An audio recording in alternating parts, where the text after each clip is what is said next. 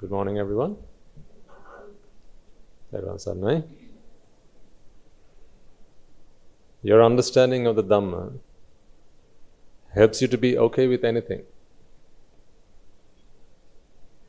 You know, we have hot days and nice days, sunny days and rainy days, cloudy days, gloomy days, warm days, good days and bad days.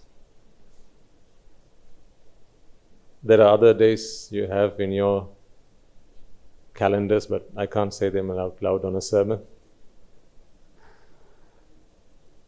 The words in which you describe your days. But whatever the day is, inside you should be cool with that. That is what the Dhamma helps us do. It's possible. And I think most of you will be experiencing that to more or less an extent. You're beginning to experience, hopefully, that even when the ups and downs of life come your way, you are unperturbed, undisturbed. You are cool. You are okay with anything. And that is the victory that the Dhamma brings you. See, this is a victory that cannot be taken away from you. Every other victory is very transient. Today it's yours, tomorrow someone else snatches it from you. But this is a victory that once you have it, it's yours for the keeping. Do you see how sometimes young people, they make it their life's purpose to get into a relationship with someone else? For a young man, sometimes perhaps, the purpose of their life can be, at least a few years of their life can be, to get into a relationship with someone that has taken their fancy, someone that has stolen their heart. And then from that point on, everything he does, every word he says, every thought that passes his mind is about that special person and how I can be with that person and how I can get that person to want to be with me. And then they spend days, weeks, months, sometimes years, sometimes a whole lifetime. You all watch films, haven't you? Have you not seen how sometimes people spend an entire lifetime trying to be with this special someone because one day they fell in love with them and then they thought their happiness is dependent on that other person being with them? And then from there on, the purpose of their life is to acquire the object or the person of their desire. Unfortunately, they're never happy. Even on the day that they acquire what it is that they want, the person they want, they're not truly happy because from then on they have to live in fear. Fear and grief are the two things that people who want anything have to live in. This is the undeniable truth of this world, folks, and that is why we need an alternative. I hope you have come to a point in life where you have realized that you need an alternative. Whatever truths you have settled for so far, they don't seem to work. Let's be honest. Most of you are highly educated people in society. Most people would give their right arm to have a good education, as good an education as you do. Most of you are very educated people in society, but you're still not happy. So what was the point of that education? Education does not equal happiness. Wealth does not equal happiness. Most of you are well-to-do. I assume. I could be wrong, but I assume. But that does not equate happiness. Most of you have families, a big family, but that does not equate to happiness. Happiness should be redefined. And if you get that wrong, you have to live a life of misery. Unfortunately, now people are experts in everything else. How do you send a man to the moon? There are books written on that. There are experiments conducted on that, and finally they have sent man to the moon. Many times and many years ago. People know how to do these things. They know how to submerge into the great depths of the oceans. That they have mastered the art of. They know how to make money. They even know how to invent virtual money. This is how good man is, how intelligent man is. But unfortunately, when it comes to happiness, they've lost the plot. It's funny, isn't it? How something so simple has escaped us. I mean, it's not a big thing. It's just, we just want to be happy. We just want to be happy. Is that too much to ask for? Just want to be happy. But alas, that one simple thing has escaped us. It doesn't come in boxes, it doesn't come in packages, it doesn't come in bottles, it doesn't come in anything. It is all within. That is what people don't understand. There are some who claim they know that happiness is within, but they don't know how to find it. They don't know how to surface that happiness.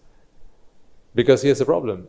They don't realize that eradication of attachment is what leads to happiness. And that is why we need the Buddha in our lives. It is only a Buddha who comes into this world and teaches us that the only path to happiness is in the cessation of attachment and no other way. Ekayano ayam bhikkhave maggo sattanang visuddhya. You might wonder, what is visuddhya? In simple terms, it is happiness. The purification of the mind. In simple terms, happiness. Soka pariddavanang samatikkamaya. How do you be free of grief and lamentation? Dukkha domanasanang attangamaya. How do you exceed unsatisfactoriness and discontentment? Nyayasa adhigamaya. How do you achieve and attain to a higher wisdom? Nibbāna Rajagiriya. How do you attain ultimate bliss? Yadijan tattaro satipatthana. The only way to do that is the Satara Satipatthana. In other words, understanding the truth, what the Satara Satipatthana does is to help you free yourself from attachment. Attachment to feelings, attachment to rupa, attachment to consciousness, and attachment to all dhamma. In summary, freedom from attachment. That is what we are here to do. So, today we have another opportunity to make progress on that journey. And it's great to see also some new faces in the audience. You must be thankful to those who have invited you to come here, which is something that we always cherish and we always encourage and we are always very grateful for. Today, as I was waiting there in the waiting lounge for the sermon to start, I was looking at all the children who had come in to take exams this morning. And I was thinking to myself, hopefully one day I can talk to them.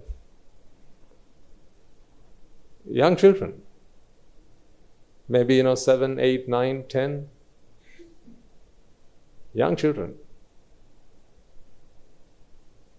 These are children who have come into this world looking for happiness, nothing more. They didn't come into this world to learn science, not to learn math, not geography or history. You didn't even know such things existed, right? Until you walked into this world. We didn't know that science existed, but we all came into this world looking for one thing, and that was happiness. But the truth of the matter is, what they learn at school does not give them happiness. It might help them make money. It might help them do a job. It might help them start up a business, right? That it'll help them do, but it won't give them happiness, because happiness comes from within, and that is purely from the eradication of attachment. There is not a course outside Buddhist philosophy that teaches you how to cease attachment in the mind. That can only be taught and learned through Buddhist philosophy, and that is what we are here to do. So let us bring our palms together in veneration then, as we make a start to today's proceedings, to be grateful for the great master, to the great master who made every effort to deliver us the path to cessation of attachment, the path to cessation of suffering. His infinite wisdom is what we celebrate. His infinite compassion is what we celebrate.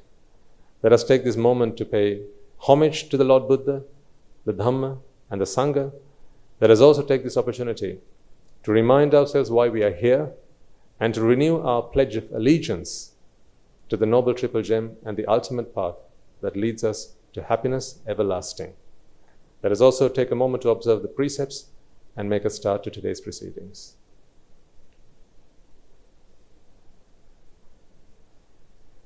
Namo tassa bhagavato arahato samma sambuddhassa. Namo tassa bhagavato arahato samma sambuddhassa.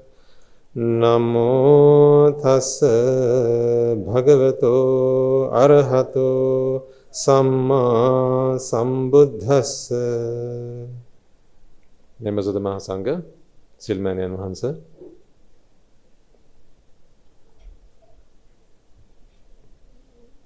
And our dearest and loyal devotees. See, when people are hot, right, they have the common sense to put on a hat. They have the common sense to go indoors. They have the common sense to take shelter. They have the common sense to invent a piece of equipment, an appliance that gives them cool wind, a fan, an aircon. People have the common sense to do that when they're feeling hot. But when their mind heats up, they don't know what to do. How many years of evolution have we gone through now?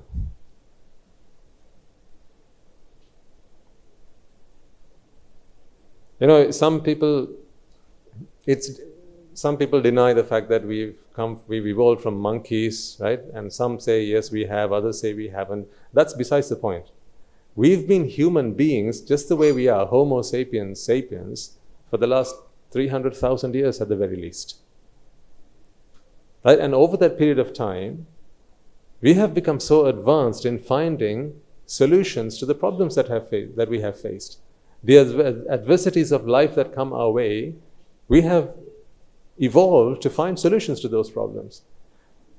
It strikes me as bizarre that where the problem is a physical problem, we've always come up with the right answer. Don't you think so?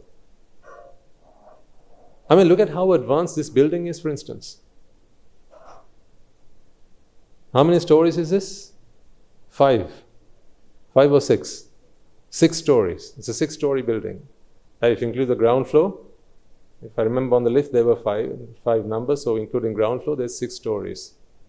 Look at this is a marvel of engineering. The fact that, we've been able to build high-rise buildings. Can you see those buildings on the other side? Just outside there, either side of you.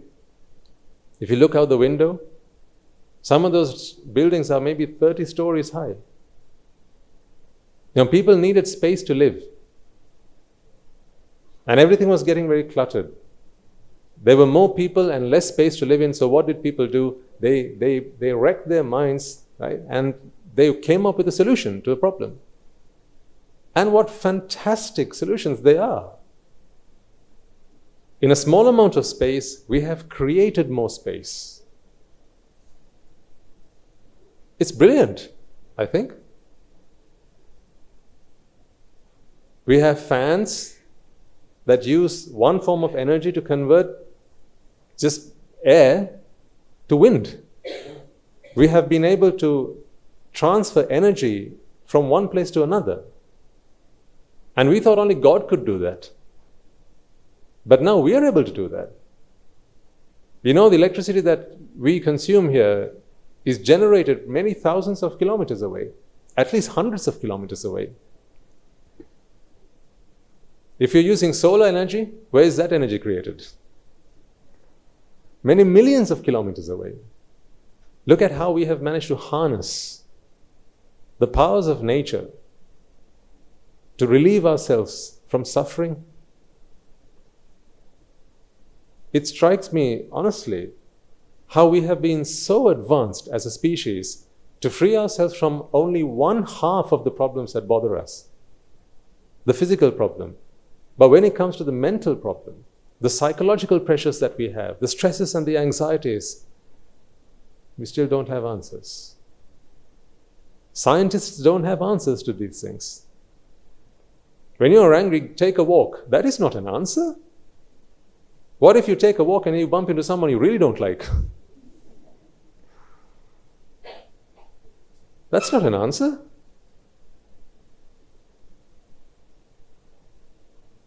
For all the merits that people have, right? They've not come across the teachings of the Buddha.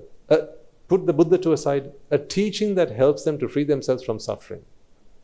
And even in an era where we live in, where the Buddha's teaching is so readily available, it's out there. Now it's on the internet, it's on the radio, it's on the podcasts, it's out there, it's in books, it's in these sermons, it's everywhere. But yet, look at how many thousands, if not millions and hundreds of thousands of people are still struggling with the day-to-day pressures of life.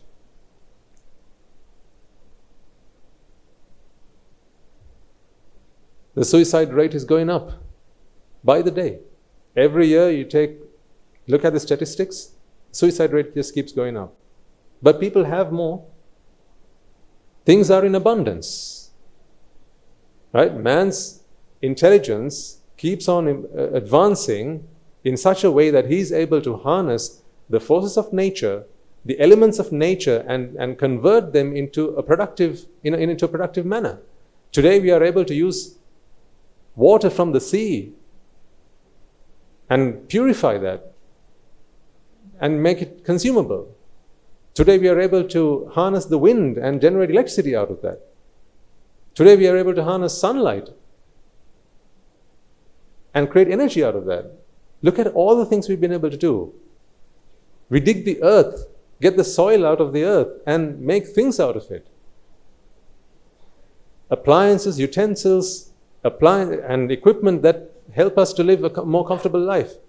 Despite all that, people still suffer no end. See, there has to come a point in our lives, ladies and gentlemen, don't you think, or at least for humanity, where they begin to understand and realize, or self-realize, that all of these things that they're doing are not really taking them anywhere. We're just going round in circles. It's like a dog chasing its own tail. One thing after the other, after the other, after the other. We keep ourselves busy. That's what we do. People are far busier than they used to be. Just take about your own lives. Your grandfather, your grandmother, if you go back 2 generations, they were home more of the time than you are. In today's day and age, although we have built for ourselves mansions, back then they had small houses. Yes, they might have had a bungalow. They had bungalows back then, but that was not for 2 people. The children married and they stayed at home. Their children married and they also stayed at home. That's why we call it the Mahagitra. That's how it used to be. But now it's not so. Today, the sizes of the houses get bigger, but the number of people in them get smaller. So there's more square footage per person.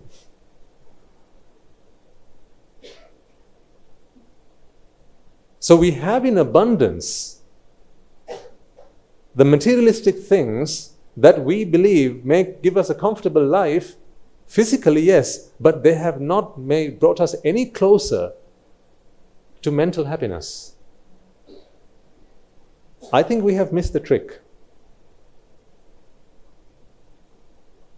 We have missed the trick. And yet we call ourselves an intelligent species. You see, take an animal. Now your dog at home, right? If you have a pet dog at home, let's say you've had the dog for 10 years.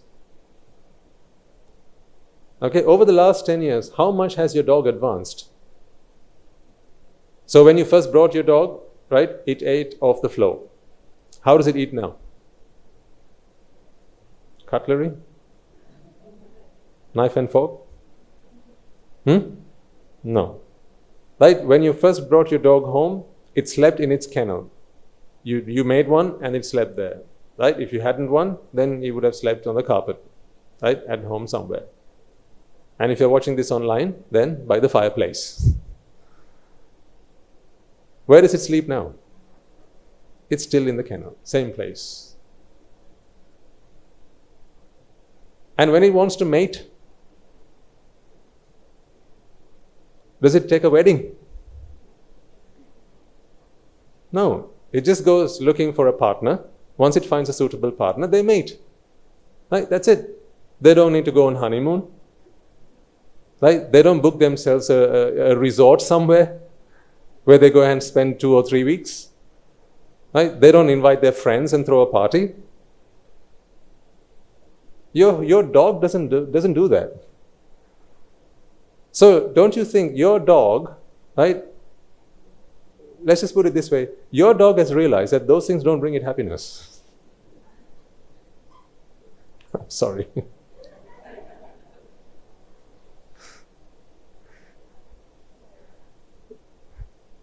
So therefore, your dog is content with what it's given to eat, with where it's given to sleep, with the partner that it's given to mate with. Your dog is content. But on the other hand, look at its owner.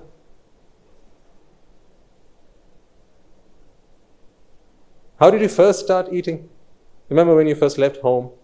You were at home, right? At the beginning, you were at home with your parents, right? Then they served you food on a plate, right? And maybe your mother fed you, right? But then later on, you realize, no, this home-cooked meals, they're no good. From time to time, we need something different. We need some variety. But then you couldn't go out as, to your will because you were reliant and at the mercy of your parents. So when they chose and they decided to take you out to a restaurant, then you would do. But then you thought, well, why like this? If I can grow up quicker and become an adult, then I can make my own choices. Isn't that why we all want to become adults? Sooner rather than later? Because we can make our own choices, right? And then we are not at the mercy of our parents and our elders who tell us what to do and what not to do. So we want to grow up and become adults. Only after you become one, you realize, bad choice. Can we go back to being kids again? So then anyhow, you grew up. And then today, simply eating your home-cooked meal doesn't make you happy. But just think about what you feed Tommy at home. You take some rice from the rice pot. I remember how we used to, my dad loved dogs. So at home, what we used to do was we had the rice and so dad used to make some, what do you call them, sprats for the dogs. That's what they always got fed, sprats. Okay, halmeso. Yeah, so that's what they always got fed. From time to time, he would bring some chicken liver or something like that. But it was one or the other. That was it. They didn't have cheesecake. They didn't have sticky toffee pudding. Right? They didn't have pizzas. They didn't have any of that. It was one or the other. Either sprats or liver. And guess what? The dogs were always happy with that. They never demanded more. They never protested. They never said, can we have a treat today? Can we go out today? Can we order in something today? Never demanded. Do you know why that was? Come to think of it, now I understand why. They knew. They knew something that you don't. They knew that food does not bring them happiness.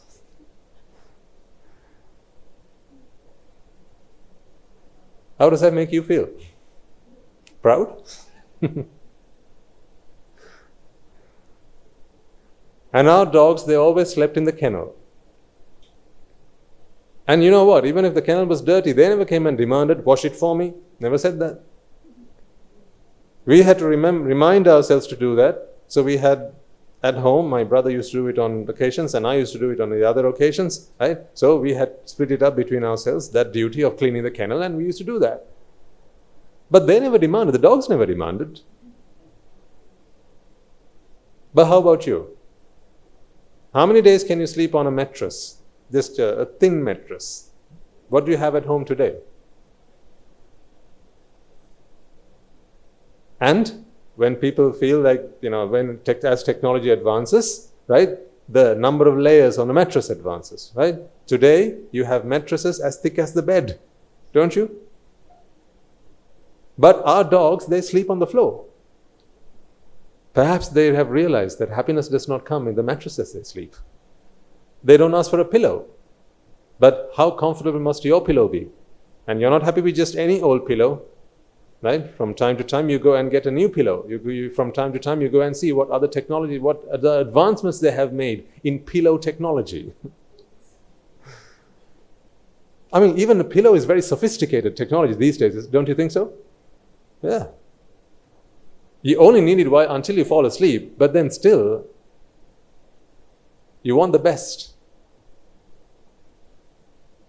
They never complain about the color that the kennels were painted. They were not painted at all. They were not painted. And the dogs were happy with that. But just look at human beings. They are not. From time to time, they might even want to change the color.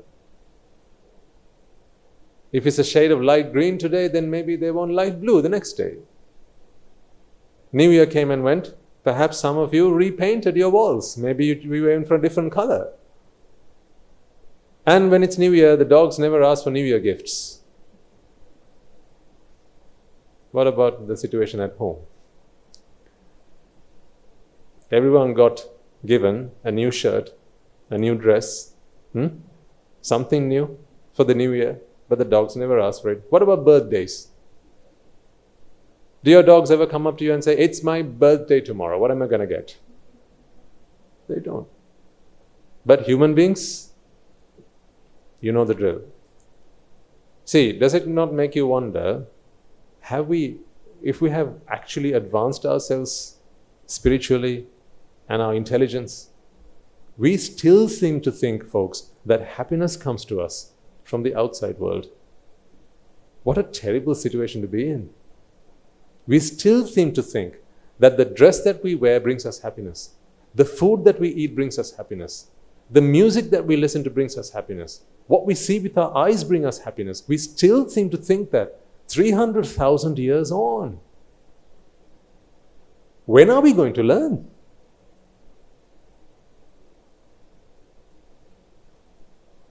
When are we going to learn what a dog knows from birth?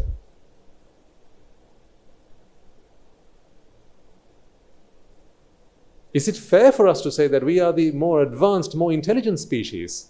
Is it?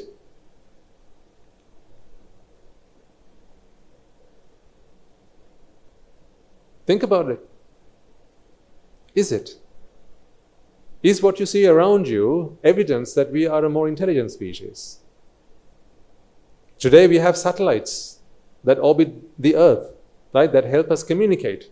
I understand, these are all advances in technology that have made life convenient for us. Yeah? It is because you want to speak to someone on the other side of the Earth, you need the satellite up there. If you didn't want that, then the satellite need not be there.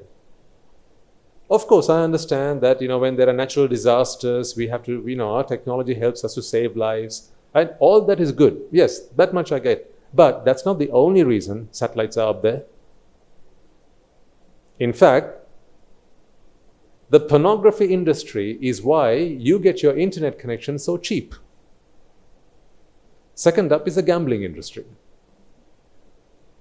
If it weren't for these two industries, you would not be able to afford an internet connection.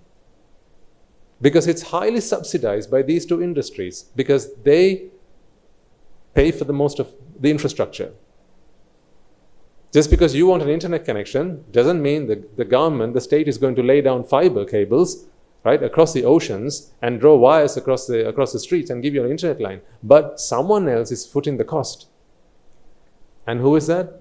The pornography industry and the gambling industry. These are the two industries that consume most of internet traffic. Ever seen your dog watching pornography?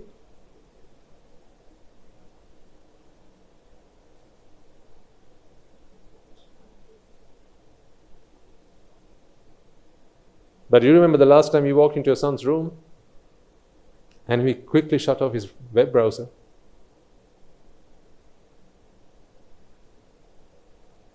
I ask you again, what is the measure of how intelligent we are? Just think about it for a second. What is the true measure of how intelligent we are?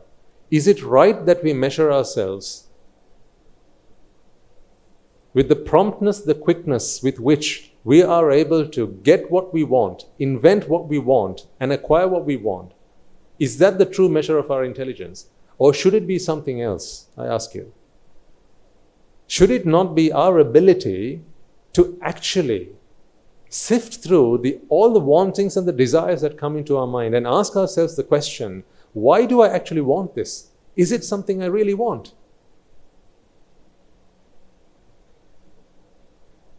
Does happiness actually come from this? Or is it merely my ignorance? Should that not be our wisdom? Should that not be our intelligence? Should that not be the measure with which we validate how wise we are? But it is not, because that is not what we have learned. From our very formative years, from our school education, from whatever we've learned, growing up, we have always learned one thing, and that we have learned well. And what is that? If you want something, here's how you can go get it. Isn't the entire premise of education based on that foundation? You tell me. If you want something, here's how you can go get it. That's what education is about. Buddhist philosophy is 180 degrees on the other side.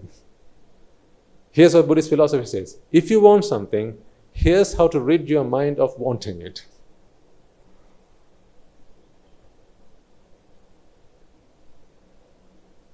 Do you see the difference between the two?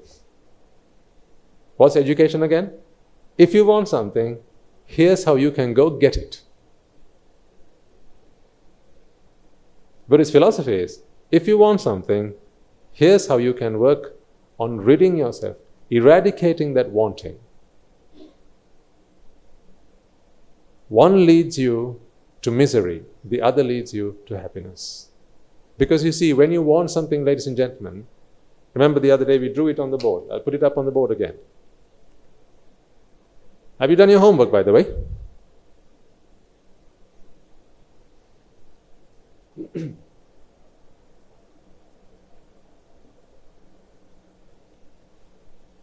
When you believe that there's an object that brings you happiness, we call that ignorance. I call it ignorance. I don't know what you call it. I call it ignorance, and I'm going to help you understand why I call it ignorance. Now, you know what ignorance is. Ignorance is when you don't know something, when you don't know right from wrong. That is that is what we refer to as ignorance. When you don't know right from wrong. So I propose to you that when you believe that happiness comes from an object, that is ignorance. If you and I are in the same school of thought, then you and I can agree on this point. If you and I disagree, that's because you believe, no, happiness does come from these objects. I mean, that's why we try and keep ourselves with these objects. That's why we associate with these objects. How can you say that happiness does not come from these objects? But these sermons are to help you understand that. Is to help prove that point, that happiness does not come from the outside world. It does not come from the association of material things. It does not come from sights, sounds, smells, taste, and touch. It does not come from them. So happiness is not something that someone can gift you. They can't put it in a wrapper and give you, here you go. It's not something that someone can serve you on a tray. It's not. But when you go to a hotel and the waiter comes in and he asks you, what can I get for you, sir? Aren't you happy? And they give you the menu card. Does it not give you a sense of joy just going through the menu card, just finger walking that and going through it? Today, let's see, I'm going to have...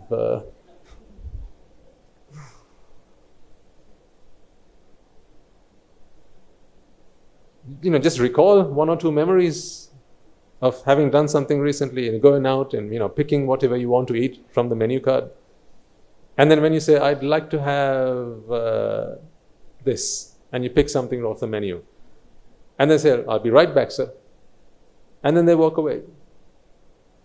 See, now waiting for your order, that's not fun. That's not fun. Because how do you know that's not fun? Of course, right? If they'll say, I'll be back in a minute. They went away 5 minutes ago. And they said they'll be back in a minute. Now you're watching the clock. And now it's 10 minutes. Are you still happy? No. So what does that tell you? Waiting is not happiness. Why is waiting for something not a source of happiness for you? Here's why. Because you believe the object is what gives you happiness.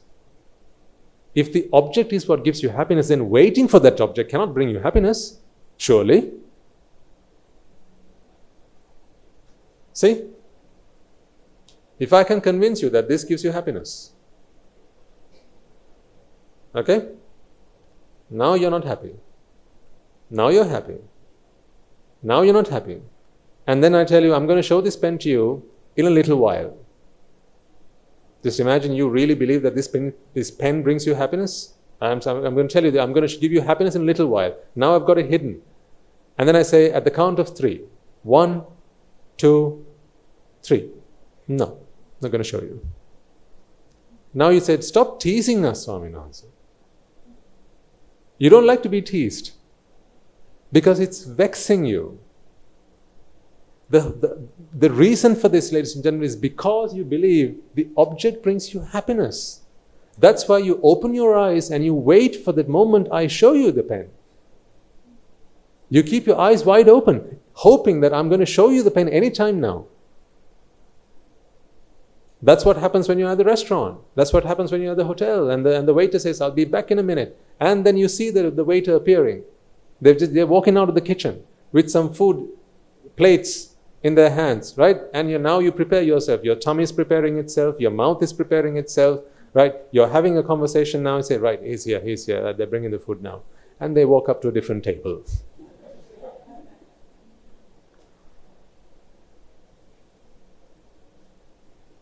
Not happened to you? Yes. How does that make you feel? Vexed. Why?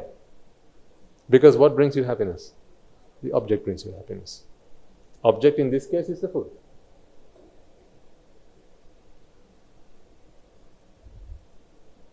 See, don't you see how you have given over the keys of your happiness to someone else? Oh, here's a question, right?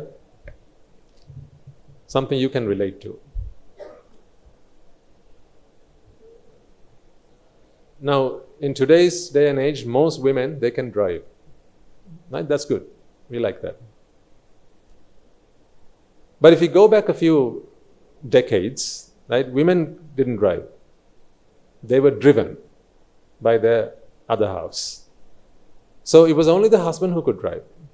If you go back a few years, a few decades, it was so. But today, not so. Everyone can drive, and that's fine. That's great. It's a convenience. Great that everyone can. So now, if you take there was a time my mother couldn't drive. So she had to take driving lessons when we went to the UK, because she had to get to work all by herself, so she had to learn to drive. But there was a time where she couldn't drive. And then whenever she needed to be taken out to do some shopping or to go see her friends, she had to wait for either my father or myself to drive her to her desired destination. She had given us, my father and I, even if she had the car, even if she was the one who owned the car, because she couldn't drive, she was at our mercy. Wasn't she? So we had the keys to make her happy or make her equally unhappy. Just imagine if she'd upset us.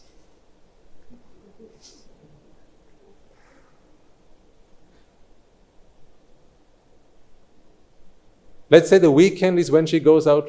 Right? So on Saturdays, let's say she goes out to see her friends. On Sunday, she goes out to do the shopping. Right? On Friday, she has to spend very carefully, don't you think? She's got to be very careful on a Friday because the weekend's coming up, and if she upsets me or my father, she ain't going to get round. Because she had given us the key to her happiness. And then she took driving lessons later on, and then she was at no one's mercy. She had become independent. Then, whenever she wanted to drive, she could drive. Once again, we have the intelligence to do that. We have the intelligence to do that. We want to get around, we find out how to get around, we get ourselves a car, we get ourselves driving lessons, and we earn ourselves our independence. Independence of mobility, that's what we earn for ourselves. But what about the independence of happiness? That we so freely divest. We so freely delegate. We so freely hand over to other people. Now the waiter at the restaurant, the waiter who you've never met before, you don't even know them by their first name, you've handed over to them your happiness.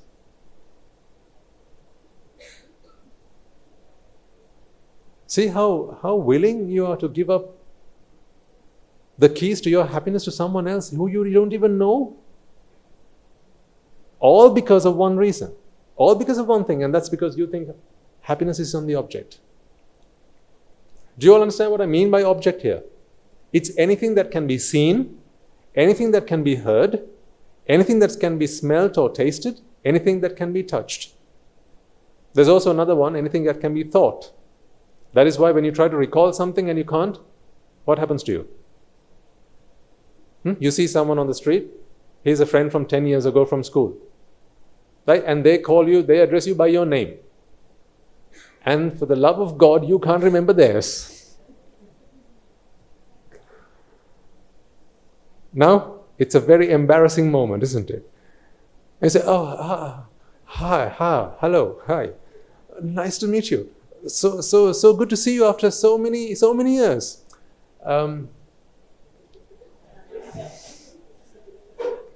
Been there, done that? Yes. Does it not vex you in those moments? Yes. Only because you believe that happiness comes in an object. In this moment, it is a thought object. There are sight objects, there are sound objects, smell objects, taste objects, touch objects, and thought objects. That's why when you try to remember something and you can't, you go, what's that thing? You know that thing? What's all the sound effects for? Are you showing your happiness there? No, you're showing your unhappiness, your unsatisfactoriness, you're showing your disappointment. This is a display of vexation. Because you want something and you can't have it. And that something you think brings you happiness. That's why. This is what ignorance is. Whenever you believe that happiness comes in from the outside, by outside, remember I also include the thoughts here, okay? Because you might wonder when you say outside, are you just talking about the outside world, material objects? Not just those things, even your thoughts. Meaning it is not within. It's not, what I'm really trying to say is, you believe that happiness is something you have to earn. It has to come to you. It has to be acquired. Whereas it isn't. When your quest for happiness stops, that's when you're happy. I like to use the analogy of someone trying to listen to the sound of silence. We've spoken about this before. I don't think here it was at the Monastery on a Saturday sermon. Just imagine if someone wanted to listen to the sound of silence. What would they have to do? Someone wants to listen to the sound of silence. I imagine they don't know what silence is. Right? So we are talking about, this is a hypothetical situation. There's a man who doesn't know what silence is. Okay? They don't know what silence is. So they walk up to you and say, hey, mister, I've heard this thing called silence. What is it? So now you have to explain to them. What would you say? They want to listen to silence. They want to hear silence. So what would you do? Here's what you'd do. You'd say, that. Oh, that is silence. You mean that? You say, yeah, that. Ah, okay. So then you ask them to repeat silence, they go that.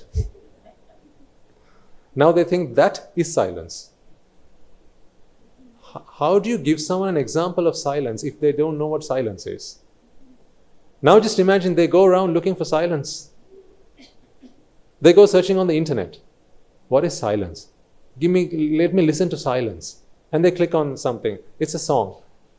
That's not silence. Ask someone, is that silence? That's not silence. They walk out. They go to the garden. Where is silence? There's no silence there. See, a man who's looking for the sound of silence is never going to be content because he thinks silence is something that has to be heard. You get me what I'm saying? He thinks silence is something that you can hear. But is silence something that you can hear? No, silence is when you're not hearing anything. It's the same thing when it comes to happiness. Happiness is not something that you find by doing something. Happiness is what you have when you stop doing everything. By everything, I don't mean like everything, okay? Because then you might wonder, well, is a Rahatan Vahanse not happy then? Because he does things. That's not what I mean. What I mean is, when people believe that happiness is something that has to be built, that has to be constructed, fabricated, engineered, right? Then they get into this quest. They're on a quest to build happiness. This is what we call abhisankara. The mind trying to make happiness, create happiness, because you believe happiness comes from the outside world.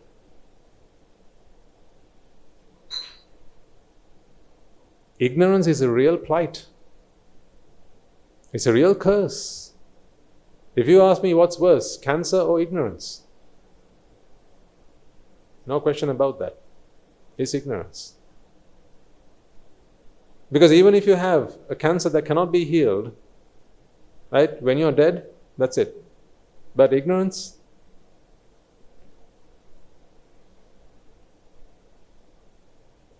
that's why the Buddha comes into this world to deliver us from ignorance, not from cancer.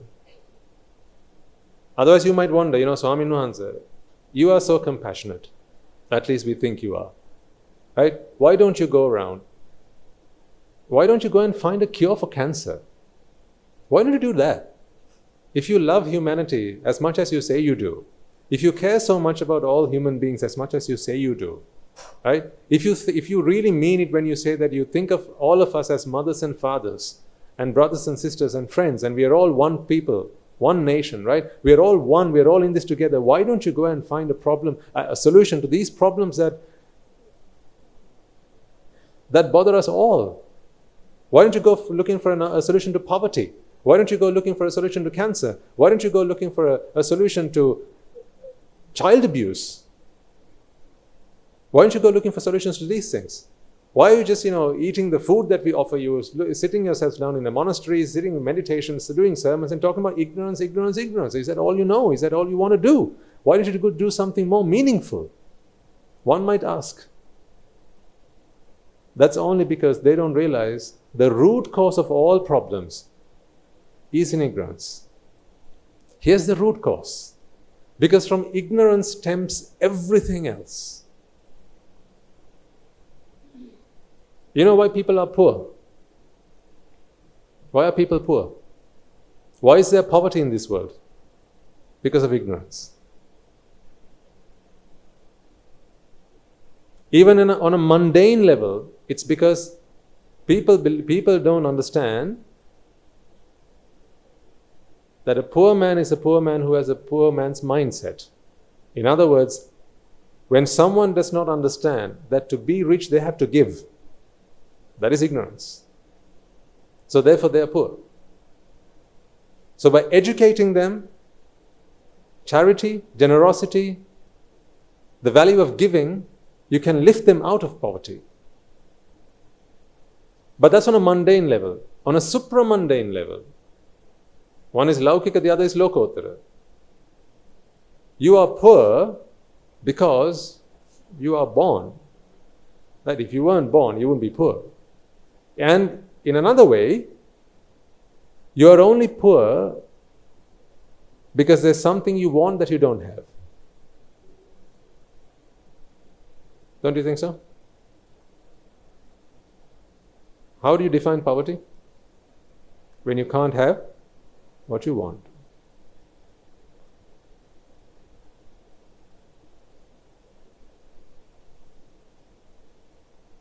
You're happiness poor because you want happiness.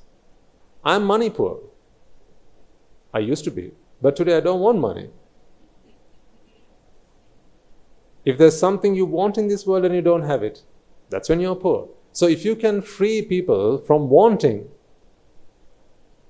then they are no longer poor. Because poverty, I don't mean the conventional definition of poverty, I mean a more profound definition of poverty is a state where you can't have or you don't have what you want. So if you can take away the wanting, then you take away poverty as well. Come back to this now. We are talking about ignorance. So I asked you over the course of the last week to think of 5 examples where you experience pleasure, and I asked you to think for yourselves whether there was not a moment of pain prior to that. If there was not a moment of displeasure, a moment of vexation before that, which you had to come out of, relieve yourself from, so that you could experience that pleasure. And I hope you did that. Because I would have given you a glimpse into this pleasure that you experience on a daily basis, day in, day out. I need you to fall out of love with pleasure. That's the first thing that needs to happen. Just because you listen to a sermon doesn't mean you're going to stop experiencing pleasure full stop. The first thing that needs to happen is you need to fall out of love with pleasure. You have a love affair with pleasure, honestly. We all do. This love affair with pleasure has to stop first. So much so that when you feel pleasure, you're not happy about it. Right now, when you experience pleasure, aren't you happy about that? I can see a few nods in the room this way, some this way, and that's good, right? Because we are making a transformation. At least you know now that when you experience pleasure, that's not something to celebrate. But go back a few months, weeks, years before you started listening to the Dhamma. When there were moments of in life where you experienced pleasure, were you not really pleased with yourself, the fact that you can enjoy, life is good? Have you never said those things? Right? You go on a trip, right? Maybe you go to Hantana, right? You stand out there, you look at the openness, right? Or you stand by the waterfall, you look out there and you think, wow, life is good. Look at this, life is good. You go to see the Dunghinda Falls, right? You see the Bamarakanda Falls, and you look at the Iluma Falls, and you go, life is good. This is wonderful. In fact, on the way back to the monastery, most Sundays, we have this. Most Sundays on the way back to the monastery, there's a stream. If you on your way to the monastery, you would have seen that, right? There's a stream, and people come and spend their Sunday afternoons there. So on the way back, I have this little chat with the Anagarika Mahatyas. And we take a moment to contemplate on what's going on there. So we ask ourselves, why is it that these people, when they have water at home, you open the shower and there's water.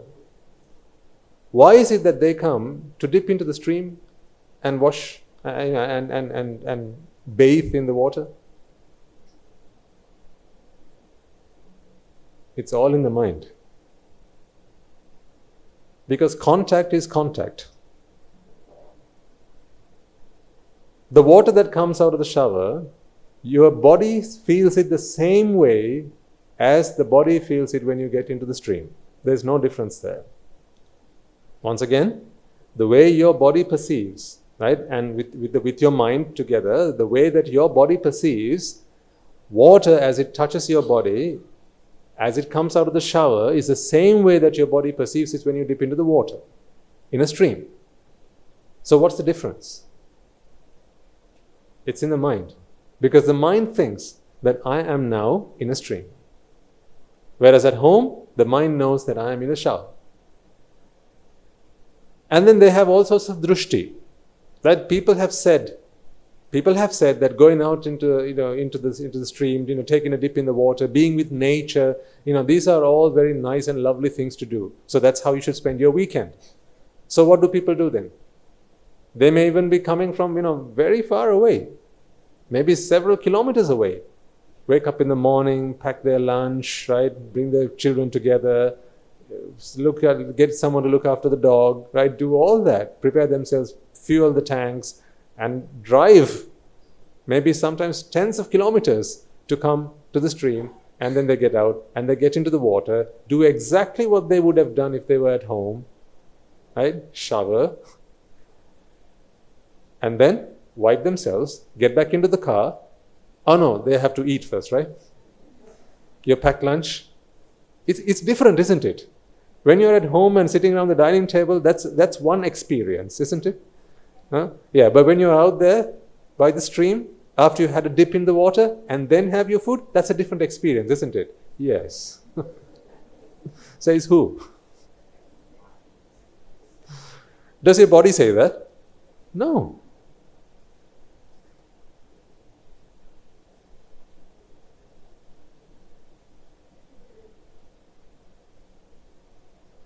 But look at what people put themselves through. I can understand this because I can relate to this very well. I used to be, a few years ago, before the Dhamma, I was an animal. A few years ago, before the Dhamma, on our way just about anywhere, if I spotted a pool of water, even from the side of my eyes, we would not proceed from there forward. We had to stop. It mattered not how urgent we were, how quickly we had to get somewhere. My father had to stop. We had to get out. I had to go dip into the water. I'd have a wash, just enjoy myself in the water and get back into the car, and then we'd go. I was a pain in the backside.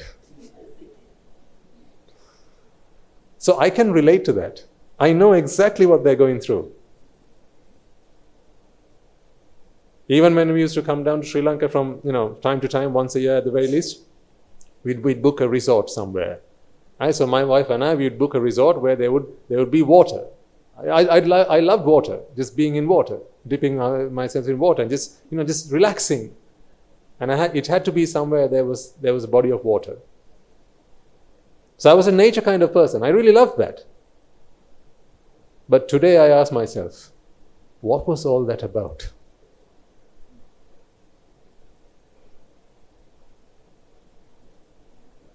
It was all mental. Because in the physical world, all there is water. The water in your stream is that. The water that comes out of the shower.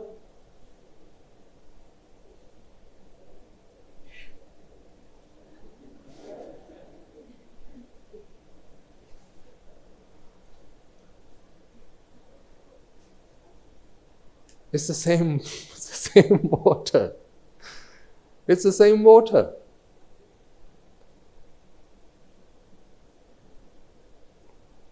But it might be that, you've even designed your homes in such a way.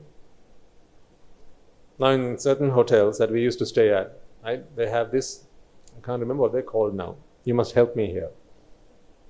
Are they called open showers or something?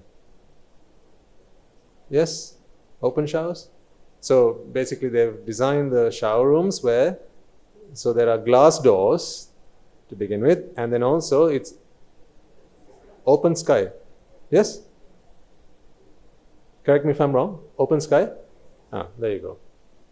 So it was an open sky shower, so you could look up at the sky and feel like you are with nature.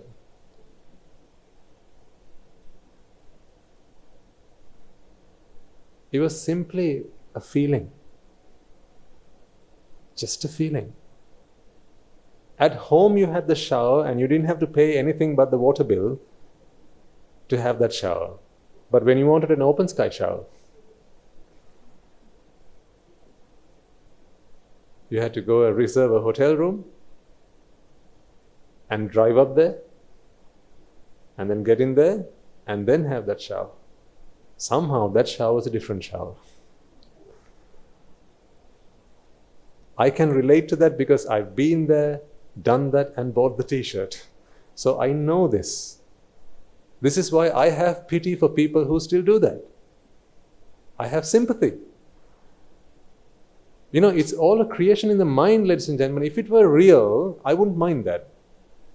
I'd have no problem. This is all a creation of the mind. The mind, just take sight, for instance. We talked about this a couple of weeks ago. I encourage you to watch yesterday's sermon if you get some time over the course of the next week. The one we did on Saturday, yesterday, at the monastery, where we explained about how frequencies work and how they produce light, and how there's some light in the visual spectrum, and therefore how sight is not something that's in the outside world, but is something that the mind perceives. Right? We went through a lot of detail to explain that. So if you're interested and if you have some time, I encourage you to go back and watch that. But you remember from our previous conversations, I was asking you whether the sight is in the pen. Here you only have the 4 basic elements. What do the 4 basic elements look like? We don't know. We don't know what the 4 basic elements look like because they're not meant to look like anything. Nothing has a look. When you tell someone, you look nice. No, people don't have looks. What is there are just the 4 basic elements.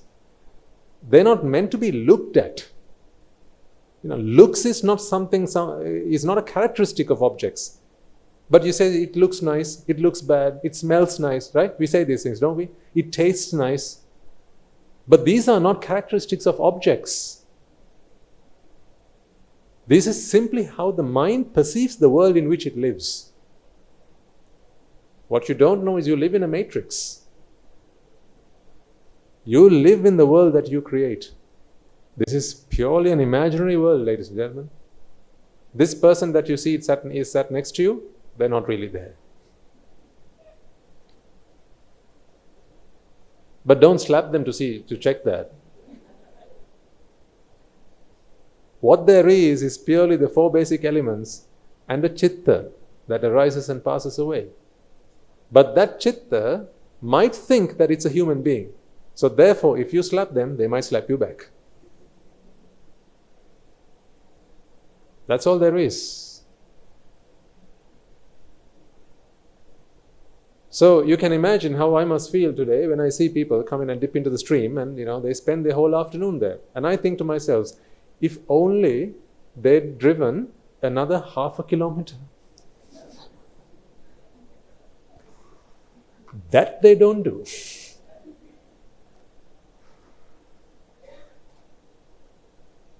They stopped half a kilometer short of the oasis in the middle of the desert.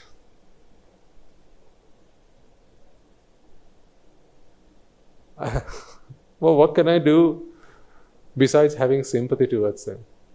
Young people, most of them young people, young men and women, they must have worked the whole week, maybe the whole month, toiled themselves, working day and night. Right? And then, when a weekend comes along, a long weekend comes along, what do? They pack some lunch, they go to the stream, they take a dip in there, they spend the afternoon, eat the food that they brought, and then they come back home. If they'd driven another 200 meters, another 300 meters, they would have realized the truth. But alas, see, they're 200 meters short of merits. That's the thing. Your merits can get you all the way from here to Ingiriya.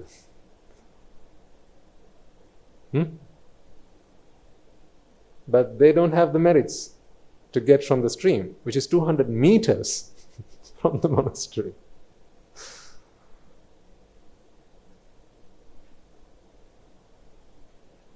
So next time you come to the monastery, just look. It's on the left-hand side, on the way there, and on the way back, it's on the right-hand side. You'll see people getting into the streams, right, parking up. Now, usually on a Sunday, there are many cars lined up, sometimes tens, 6, 7, 8 cars, young children, adults, all sorts. All because they believe happiness comes in the object. That's why you are happier when you eat out at a restaurant. Don't you enjoy that experience, going out and eating at a restaurant? It makes you, somehow you feel like, there's something special about it. But there's actually nothing special about it. It's just food. What do you have in your food? You have carbohydrates. You have proteins. You have lipids. What else? You have vitamins. You have minerals. These are the things you have in your food. What about if it's a takeaway? Then what do you have? If you cook it at home, then what do you have?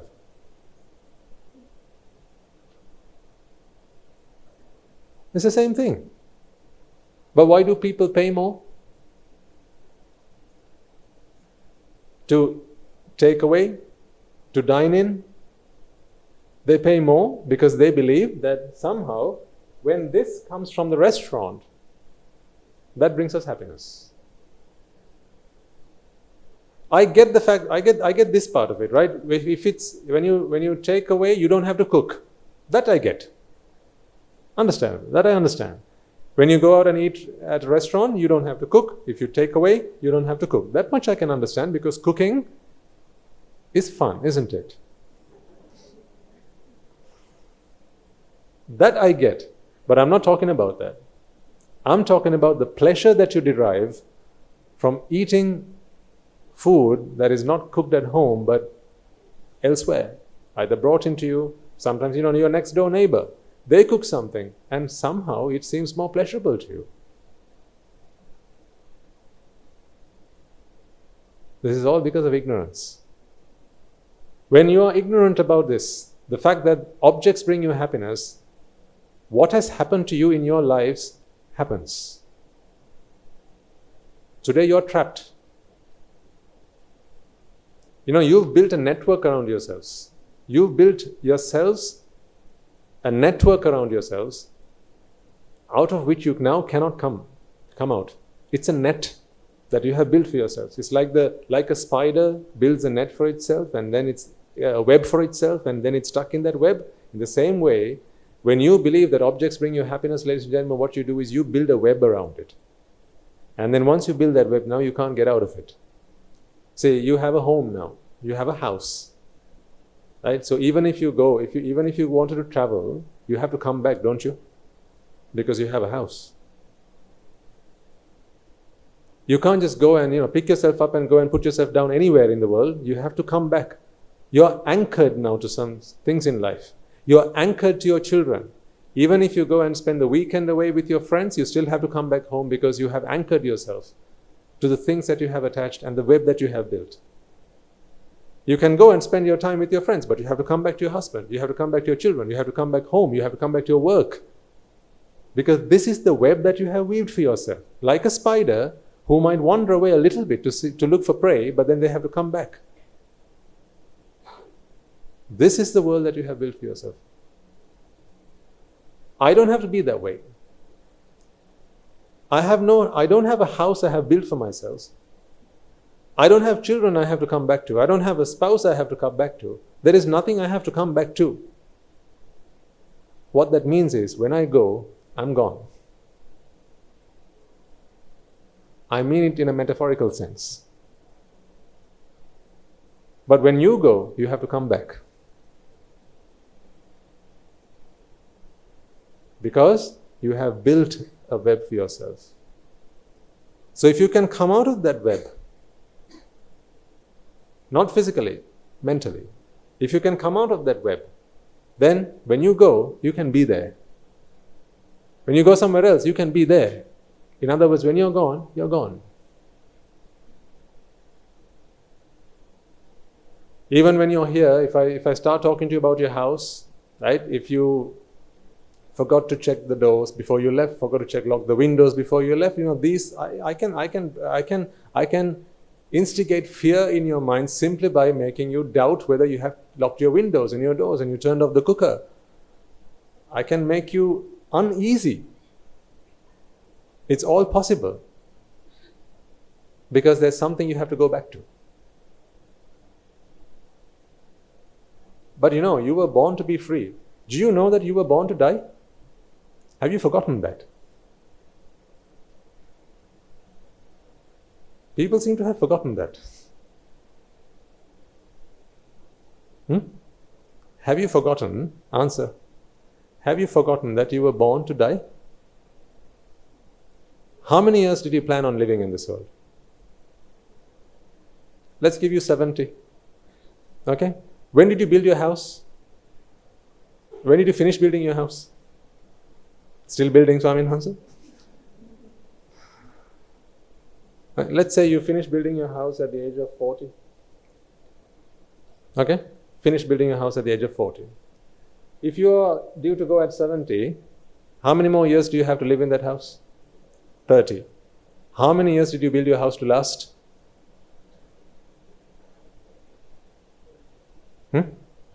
How many years did you build your house to last? 170.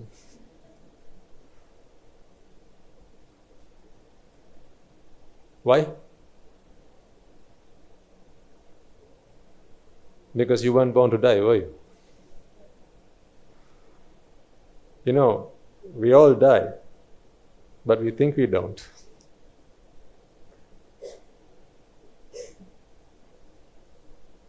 The one thing that we are all going to do, we so conveniently forget. We so conveniently ignore. I know that I'm going to die. I don't know about you, all right? I know that I'm going to die, so like my life depends on it, I'm preparing for that, even right now. Can't you see? When I'm dead, they're going to wrap me up in this. This is what they're going to wrap me up in. When you're dead, when you die, that's not what you're going to be wrapped up in. I'm prepared for death. I'm even clad in what I'm going to be wrapped up in when I die. You?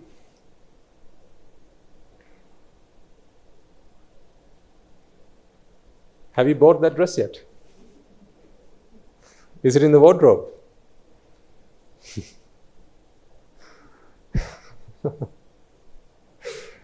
It's not, is it? No, someone else will worry about that, right? Yes. So someone else has to worry about your death. Someone else has to worry about your death, not you. That's the problem. You're just worried about living. You're not worried about death. So if you're not worried about death, then you're not worried about what happens after death. Whereas I'm always thinking about death. That's why I'm always so happy. But you think if someone's always thinking about death, then they have these morbid thoughts and they're always gloomy and so discontent and so unhappy and so frustrated? No, ladies and gentlemen, if you're always thinking about death, you're very happy.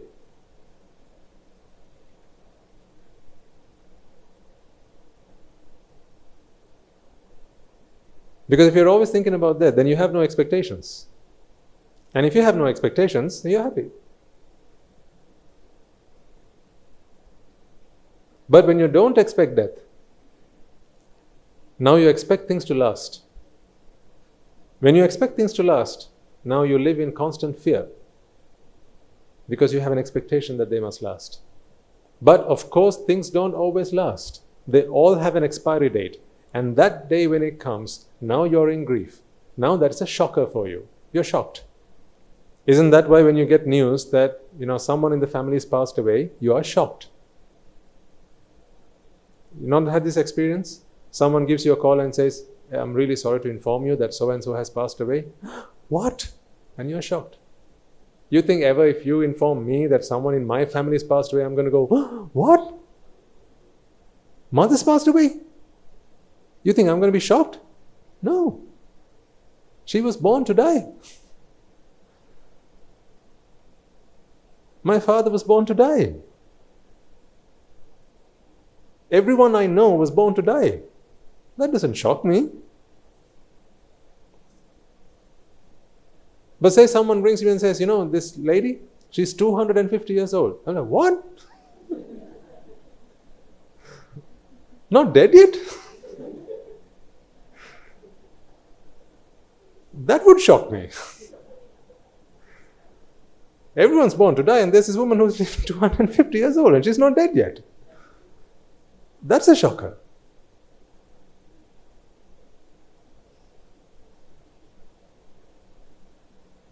But the funny thing is though, now, these days apparently you can even book your coffin in advance. You can go and check whether it's nice, plush velvet, right? There's the premium package. You can you can pick your flowers. You can pick the inner lining. You can pick the wood, the timber. You can pick that. You can even pick the hinges, whether they're gold-plated, the handles, whether silver-plated, gold-plated, diamond-crusted. You can pick all that. And the service that you get, right, at your funeral. You can pick all that. Isn't that wonderful? See, people forget that when they're dead, they're dead. That they forget. Because mentally they're not prepared for death. Even after they're dead, they think they still live on. So therefore, they want for that experience to live on. So therefore, they have to pick all these things before they die. Otherwise, what if they disrespect my dead body? What if they disrespect my dead body? I mean, just think about, these days, now, at our monastery, every 4 months we have a blood donation campaign, right? So, in the blood donation form, they ask you whether it's okay to take your organs once you're dead, yeah? I always wonder why they ask you that. I don't know, it really baffles me. Why should anyone ask me whether they should take my parts of my body when I'm dead? Like, who cares? Why? If they don't, isn't Mother Nature going to take it back? Huh? If I don't give my consent to give my, say, I don't know, what parts can you give when you're dead? Give me one? Eyes. Okay. Right? If I don't give the pupils, right? What do they give? The lens. Which part of the eye can you give? The pupils. Okay. The cornea. Thank you. So, say you have consented to donate your corneas. What if you didn't consent? Now it's yours to keep forever. Huh? Isn't nature going to take it from you anyway? What if they lock you up in the coffin and they iron bolt it so that Mother Nature can't get to you?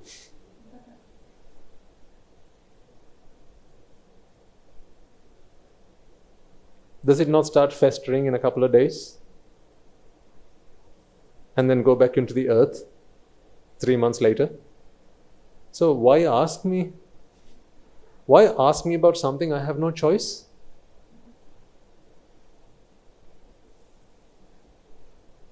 I don't get that.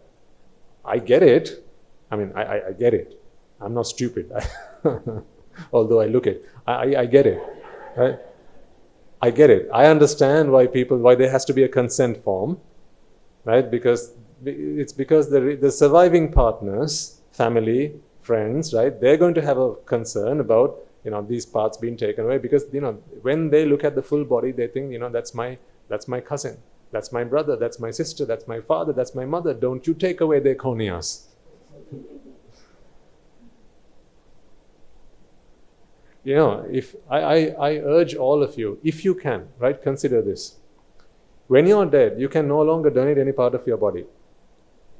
That donation, even if someone takes a part of your body after you're dead, that does not give you any merits.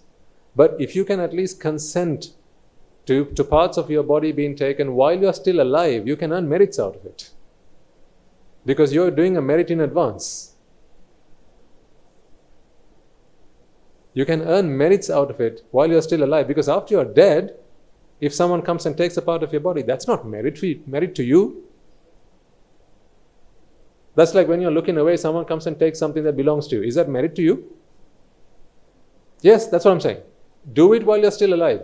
So where you have the option, right, because you have a choice, right? You have been given the option to make that, give your consent to parts of your body being taken for, to help another living human being live a comfortable life, right? And heal them. Give that consent while you can. Because even after you're dead, they will still take it. So your consent matters not. Right? Either the eye bank will take it or nature will take it. Like, you have no choice about that. But while you're still alive, you can make that donation by giving your consent and earn merits out of that. So that's just a side point. So I invite all of you to consider consenting to taking whatever part of your body can be used. And I know that now, when I was a lay person, I had consented to my whole body being taken for medical studies. Like in the universities, they use corpses to teach students on how to do sutures and study the anatomy. So I'd already done that, because that in my mind I'd already done the deed, hadn't I? In my mind I'd already done the deed. So I invite and encourage all of you, right, while you still can, while you still have the choice, do it. Because there's going to come a point where you have no choice, but they're going to take it anyway. So you can't earn merits out of that. Anyway, that's just food for thought.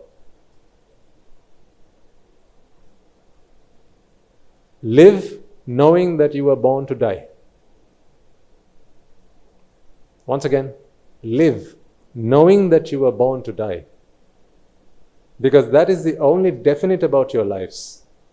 You may have, some may not have. Whatever. Some may have an education, others may not have an education. Some may have 3 square meals a day, others may not. Some may have a mother for the most part of their lives, others may lose their mother when they're 5 years old.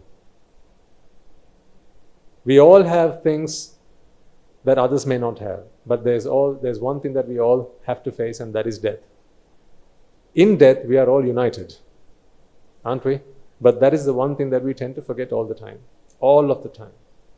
So live a life knowing that you're going to die, and there's going to be something that's going to happen after you're dead. Whatever merits you have earned, you can take with you when you're gone, and nothing more. This is why I always encourage, I ask you to think about this, ladies and gentlemen. Especially, now, these were things that I had thought for myself when I was a layperson. Today, I don't have anything to give besides the Dhamma, right? So, my plans have changed. But it used to be that I had planned my life whereby I wanted to acquire wealth, and during the latter part of my life, because by then I had understood that to take with me, I have to give it.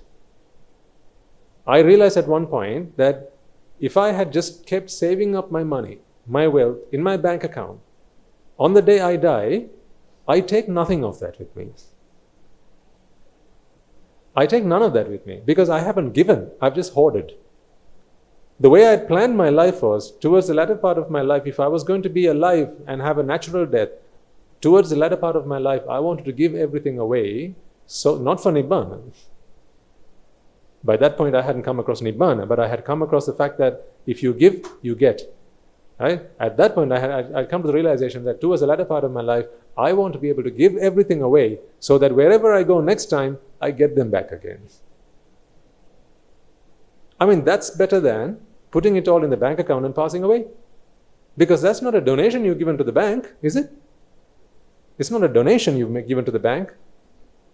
Remember, your giving is not where the object is. Your giving is in your intention. You can keep the money in the bank, you can keep the money under your mattress. It's not about where the money is. It's not about where your property is, not where your wealth is. It's about your intention. Because in intention is what you give. With intention, you either give or you deny. It's all in the intention. So I'm sharing with you things that how I used to plan my life. As you know, when you're dead, that's it. Now whoever's left will have to decide what they're going to do with your legacy. Right? So whatever cause you believe in, if you want to give it to your children, then give it to your children while you're still alive. If you want to give it to another cause, you want to give towards cancer treatment, then give it while you're still alive. If you want to give it to the poor, give it while you're still alive. Because if you save it till the end, and if you haven't even done your last will or whatever, and then someone's going to take it anyway, and that doesn't earn you any merits at all. Because you've all worked hard to earn all this and acquire all this. I want you to be able to take it wherever you go. To take it wherever you go, you have to convert it to a universal currency. Does that make sense? And that universal currency is merits. So this is investment planning. You need a financial advisor? Well, you've got yours. You've got one for yourself. Free financial advice. I'm an IFA, independent financial advisor. So if you want to take your money with you, there's no point keeping it in a bank account somewhere and then dying. You're not going to be able to take it with you. You've worked hard to earn it. Before you die, give it. That way, you have created the intention of giving, which has created the karma, and it is now part of your vipaka. The only way to take what you have in your next birth is to draw down on it as vipaka. It's like an annuity. Right? You invest in one, and then in your latter part of your life, you draw down on your annuity, right? So in the same way, or like a pension, you draw down from your pension. In the same way, you have to give so that you can get in your next life. This is advice I wish more people had. But on many occasions, I used to hear, having worked in the bank, of how many people used to die having amassed a great fortune, but they'd not had any thought of giving it to anybody, not to the church, not to the mosque, not to the temple, not to the poor people, right? Not to the government, not to the state, not to anybody. They just wanted to hoard and hoard. They're not going to get any of that back in the next life because they have already consumed the merits by earning that. The money that you have today are merits that you have already consumed. Remember, merits are also anicca. Once consumed, it's consumed. You can't spend the same dollar twice. In the same way, you can't spend the same merit twice. If your merit has already been converted to dollars, yen, rupees, cents, whatever, if you want to take it back again, you have to reinvest it in the bank of merits so that in your next life you can draw on that again. Unless you throw it up, it's not going to come back down again twice. Does that make sense? So think about that leisurely while you still have time. I want to show you something today. Remember we talked about flowers and how and why you like your roses, yeah? And roses because they're red, you like your red roses. And then I asked you the question, well, is the color red in the rose? And that's why you like your rose? So once again, to just remind us to recap, if there are red flowers and yellow flowers, okay, simple example, red flowers and yellow flowers, there will be those among you who like the red flowers, there will be those among you who like the yellow flowers. I mean, we have flowers here today, right? If I ask you to pick your favorite flower, right, you can all do that. There may be flowers that are identical in every other way, but the only difference is the color. Then if I ask you, why is it you picked that flower? You'll say, it's because I like the color red. If you believe that redness is in the flower, now you don't want just the redness, you also want the flower. Because redness is in the flower. Yes? I'm trying to convince you that redness is not a characteristic of a flower. It's not an object. So this is where I want you to go back and listen to yesterday's sermon if you get the time over the course of the next week. That will really help you to understand this point. Redness is not in the flower. In other words, color is not a characteristic of an object. Color is how you perceive an object. Your eyes are sensitive to light waves. Actually, really, they are sensitive to electromagnetic waves. Electromagnetic waves range from, if you talk about the visual spectrum, you have red on one end and violet on the other end. If you go further, you have ultraviolet, and if you go further on the other side, you have infrared, right? So it's a bit like this.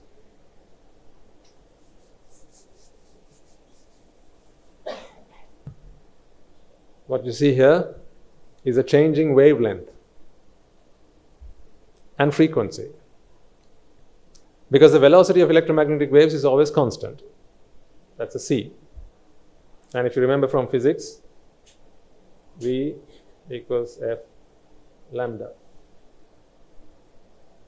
This is the velocity, which is the speed at which electromagnetic waves can travel. F is the frequency, lambda is your wavelength. So these two combine to give you the velocity or the speed of a wavelength. This is a constant. The speed of an electromagnetic wave does not change under any circumstances. So that's why we use electricity. It travels at the speed of light. Light travels at the speed of light. Right? So that is a constant, we call it c. These two things, frequency and wavelength, they can change, but if the frequency goes up, because the speed is constant, if the frequency goes up, what happens to the wavelength? It reduces. If the frequency reduces, then the wavelength has to increase. And that's exactly what's happening here. Here you have the wavelength is longer. So the frequency is less. Whereas on this side, the wavelength is shorter. Therefore, the frequency is higher. Keeping the wavelength, so keeping the wave constant. It has a constant speed. We talked more about this yesterday. Okay? This is from physics. We'll remember from school. But don't worry if this doesn't ring any bells. That part was not the interesting part. Here, what I'm about to say next is the more salient point. Let's assume here you have the visual spectrum.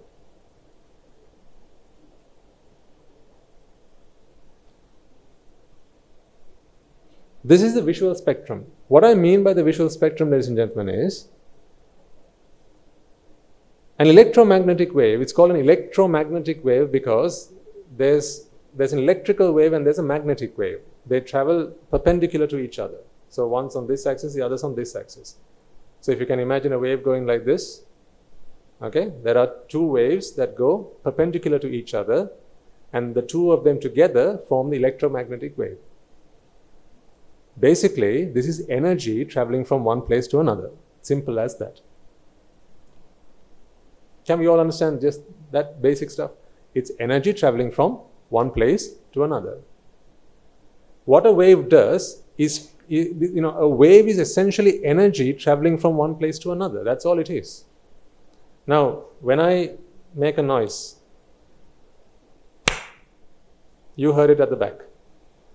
Energy traveled from here over to the back. It traveled as a wave. So what was the medium here? Air is the medium. So as I made this noise, what I'm doing here is vibrating the air particles. The air particles just close to my hand start to vibrate. And then that vibration creates a vibration on the air particles just next adjacent to it. They start to vibrate. And then the air particles just next to it start to vibrate, and then so on. It propagates all the way till the end of the room. That's why the lady or the gentleman right at the back of the room could hear when I did that. So this is propagation of energy. Make sense? Okay. Light is the same. Now if sound is the same, if sound is like this, light is also the same. When I flash a torch at you, the energy that is here will come to you. They come to you in the form of a light wave. Light waves are simply waves that travel from one place to another that carry energy with them. Okay? This frequency of a wave is simply talking about how frequently a packet of energy is transferred. How frequently, that's what frequency is. Now, I don't mean to be patronizing or condescending to an audience who may understand this even better than I do, because among here may be physicists and PhD holders. Mr. Daniel is a physicist from Germany, right? So he understands this stuff better than I do. I've done physics at A-levels, and this is physics from A-levels that I'm sharing with you. So this is not meant to condescend anyone or patronize anyone. It's merely meant to help anyone who's not familiar with these terms, because some might have done other subjects, right? Remember, education is not the key to happiness. One is educated in this, another is educated in sewing, another is educated in cooking, another is educated in plucking coconuts. That's all. You're educated in one thing that helps you do that thing. That's it. It doesn't mean you're happy. To be happy, you have to be educated in Buddhist philosophy. That's why we are all here today. Because our education did not make us happier. That's why we are here to learn Buddhist philosophy. But I'm using this example to help you understand how you see things, and to convince you that it is not color that you see. Because a few people had written in from the sermon 2 weeks ago and said, Swaminathan, I really couldn't understand what you meant by the fact that color is not in the object. So that's what I'm trying to further explain to you. Now, if a wave is simply energy traveling from one place to another, let's see how you see the color. I'll take a different color for the time being. Take green, the color green. Let's just try and work out how you see this color. If we switched off all the lights and if we covered the windows, would you see it? If this room was pitch black dark, would you see this? Why not? Because you need light waves to reflect off this surface and come your way. Basically, this needs to happen. Okay? So energy, which is light rays, should bounce off this object and come your way. Does that make sense? Okay. So if you shut off these windows, put the shutters down, turn off the lights, now there is no energy in this room. There's no light energy in this room to bounce off this object and come to you, and therefore you won't see it. So the reason that you see this object, ladies and gentlemen, is because there's energy coming into contact with this object and it's bouncing off this and coming towards you. So why do you see this as green then? Reason for that is that this object is capable of taking the light that falls. Excuse me. The reason that we see this as green is because when light energy falls on this object, it absorbs a certain amount of energy and the rest of it bounces off. That rest of it is of a certain frequency. The rest of it is of a certain frequency. When energy of that frequency falls on your eyes, you see the color green.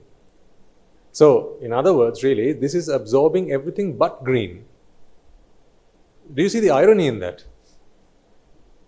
This is green because it's taking everything but green. Do you see the irony in that? If this object actually absorbed light in the green spectrum, then this wouldn't appear green. It's taking everything but green. Therefore, you see green. So green is what is bouncing off this, meaning this is not green then. Simple as. Don't you get it?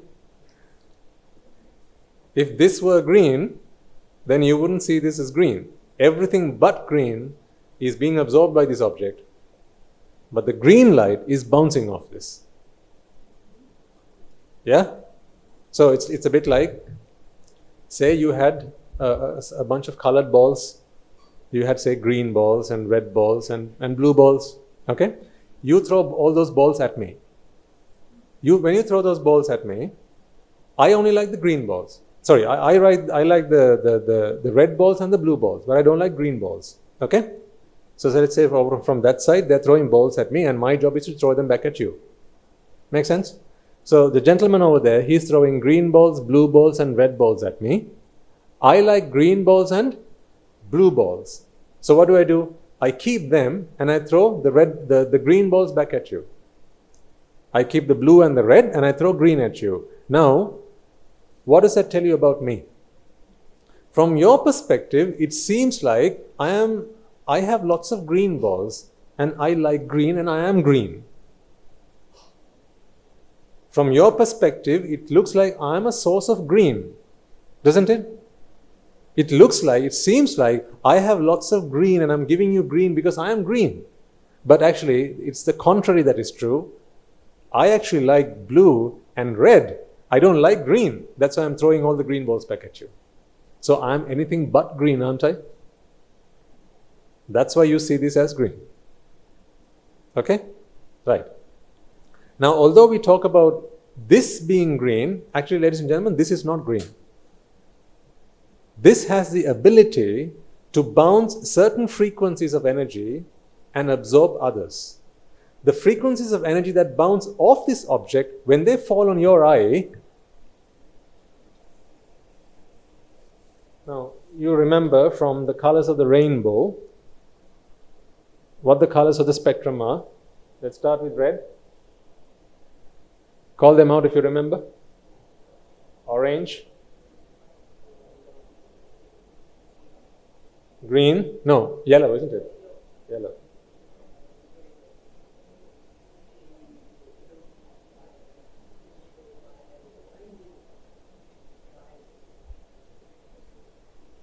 Have I got that right? Yeah. Red, orange, yellow, green, blue, violet, indigo. No, it's the other way around, isn't it?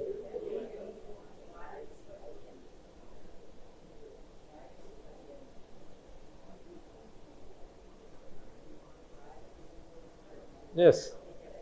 This is fine. Ran Tamili Karna Kolla Nili Beddakit. Yes. This is fine. Right. So now do you see, what you see as red is simply electromagnetic waves that are of a lower frequency but a higher wavelength. Remember the old equation? V equals F lambda. V is a constant, so therefore when the frequency increases, the wavelength must reduce or decrease. When the frequency reduces, the wavelength must increase, right? So here, when we talk about red, let's assume this is red. At this point, to keep the velocity constant, that's why all colors come to you at once. Otherwise, red has to come first, and then orange comes later, yellow comes later. That's not how it works. They all come to you at once because the velocity is constant. This is all light. It all travels at the same speed. Okay? What's different is here. The frequency and the wavelength. Please try and understand that frequency and wavelength are simply characteristics of energy, not light. They're characteristics of energy. What do I mean by this? Frequency of energy. What does that mean to you? Frequency of energy. How often a packet of energy is transferred? That's what it means. So remember those green balls? If I threw those balls at you, one every minute, what is my frequency? Well, it's exactly what I just said. One a minute. If I threw two at you, two every minute, right? That's the frequency. So in the same way, energy has a frequency. How often of something is what frequency is. How frequently does a bus arrive? Like that. Every so many minutes. That's what we call by frequency. So here we are measuring energy. Don't think of light for a second. Just ignore that this is light. Just think about energy. Energy is measured in joules. So when I talk about joules, don't think about red and yellow and green and indigo and violet and purple. No, put all that to aside. We are just talking about joules. This is energy. So energy comes in heat, energy comes in light, energy comes in movement, energy comes in potential, energy comes in chemical energy, right? These are all forms of energy. If you consider red for a second, so is red going to come before blue or blue going to come to you before red? Which one? Which one's going to come to you quicker? They're both going to come to you at the same time. Why is that? Because it's the same speed. It's the same speed. But why is one red and the other blue? Because they have a different frequency. Or you can say they have a different wavelength. Or both. Matters not, right? So this is energy that's coming to you at a frequency. The funny thing is this. Here's the funny thing. Just imagine, going back to the balls analogy, imagine, ladies and gentlemen, I had a colorless ball. Okay? The frequency with which I throw the ball at you determines the color that you see. Now just think about that for a second. I'll say that again. The balls that I have, they're colorless. Okay, so initially I talked about red balls and blue balls and green balls, remember? Right, now scrap that. They're throwing at me colorless balls. What color are they? Colorless, they have no color. The frequency with which I chuck them back at you determines the color that you see. If I throw them at you, let's say at 10 a minute, you see red balls. If I threw them at you at say 50 a minute, you see green balls. Now, do the balls change color? No, they're colorless. They are colorless, but the frequency with which I throw them at you determines the color that you see.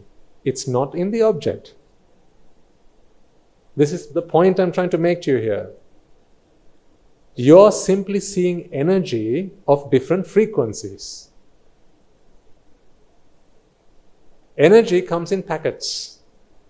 Okay? So modern science will tell you that energy comes in packets. It's still being debated, this, that way, the other.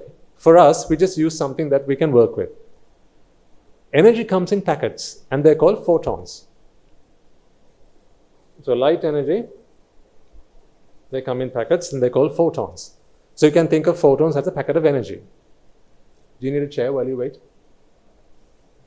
Okay. Super. Chanya's here to check my homework. He's a physicist. So these are packets of energy. The frequency with which, meaning how soon I throw them at, not how soon really, how frequently, how rapidly, right? How often I throw a packet of energy at you determines the color that you see. That color only you see. It's not in the ball. That is exactly what color is. You see, ladies and gentlemen, your eye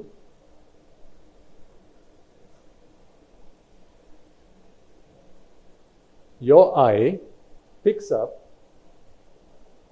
electromagnetic radiation. I mean, your eyes are a fantastic piece of equipment. It's like an antenna. Now, the antenna that you have in your home television set, it picks up radio frequencies, doesn't it? Your eyes are also an antenna. It's funny to think of them like that, isn't it? And you thought they were eyes. They're not really. They're antennas. You aliens. Your eyes are simply antenna. Like your antennas at home, and your radio, your TV, they pick up frequencies. Now they are called ultra-high frequencies. You might have heard UHF. You've heard VHF. Very high frequency, ultra-high frequencies.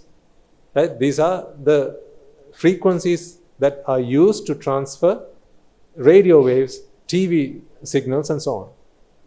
Just like they are antennas, your eyes are also antenna. They also pick up the same stuff. No different at all. They pick up the same stuff, only a different part of the spectrum. They pick up a different part of the spectrum.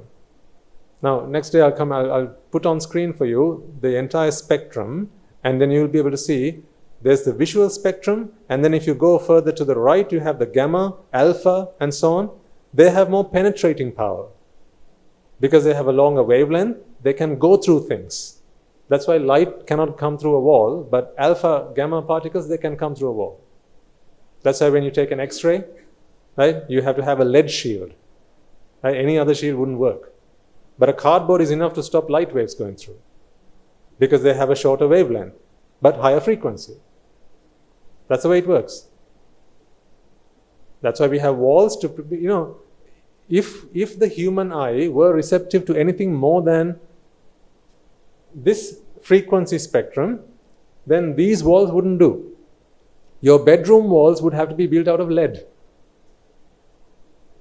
The reason that you can get away with building your bedroom walls with just brick and mortar is because you only need to prevent light rays from coming in, because your antenna of the eyes can only pick up light rays. Otherwise, your next door neighbors will see everything.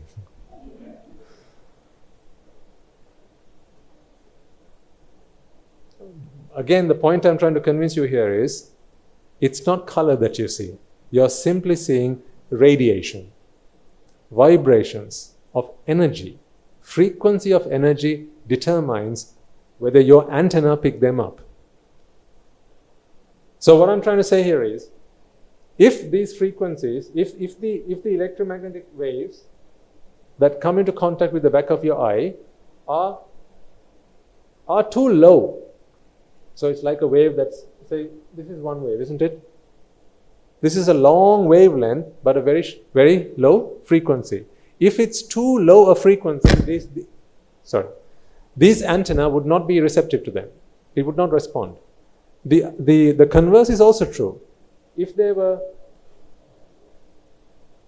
had a very high frequency, they would also not be picked up by your antenna. So your antenna, what do I mean by the antenna? The receptors in the back of your eyes. These are the rod cells and the cone cells. They are antenna. They only pick up frequencies that are in the visual spectrum. If you reduce the frequency, they don't pick it up. If you increase the frequency, they don't pick it up either. So these antennae only pick up a certain frequency. Frequency of what? Energy, exactly.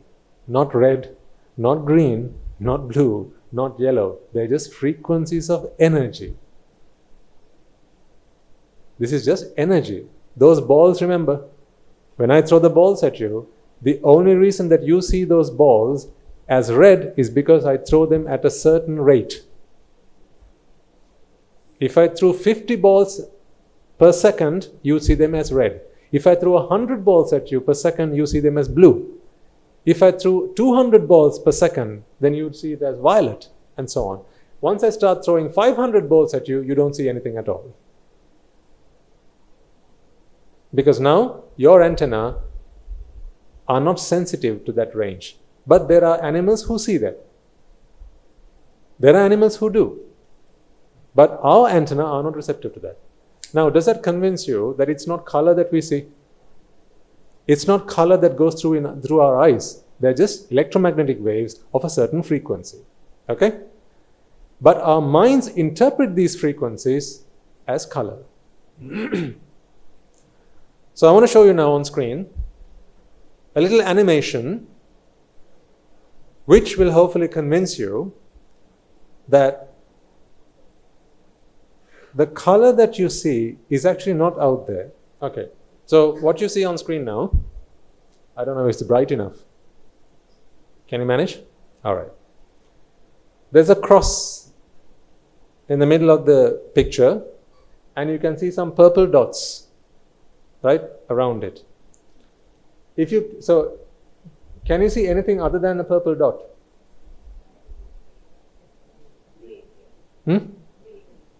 Some of you have started to see a green dot.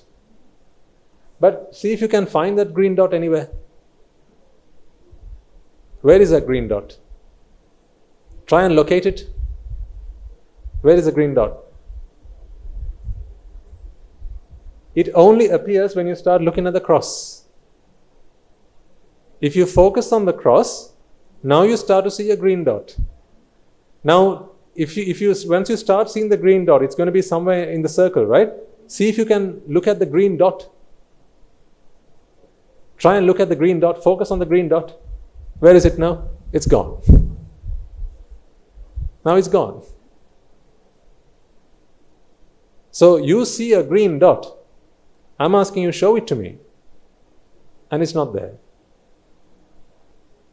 So this green dot that you see, if the room was darker, then it would have been easier to see this. Right? I'll try and bring it next week as well. I know, whenever we are back in the main hall. So if it's a bit darker, it will be easier to see. But just focus on the cross in the middle, and you'll see that there's a green dot that's going round in a circle. But if you then try to locate the green dot, it disappears. So is there a green dot on screen? No. So how come you're seeing something that's not there? See, the green need not be on the screen for you to see it. Meaning, what you're seeing is not what's on screen. Your mind is creating green within itself. In just the same way that you're creating the purple, in just the same way that you're creating the white, in just the same way you're creating the black on either side. Your mind is perceiving green, ladies and gentlemen. It's not a green that's on the board, on the screen, sorry. This is what we call a visual illusion. It's not an optical illusion. I make that distinction purposely. It's not an optical illusion, it's a visual illusion. Because this is an illusion of the image that is created in your mind. Therefore, your vision. It's not in the optics. Optics are to do with whatever you use to create an image. Right? This is not an optical illusion. This is a visual illusion. So this green that you see is not on the board. It's not on the TV. It's not on the screen. It's something that you create in your own mind. I have another one to show you, if you can. Yeah.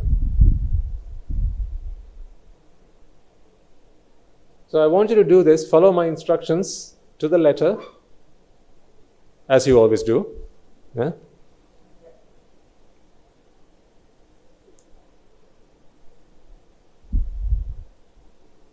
Recognize her? This is Mohini.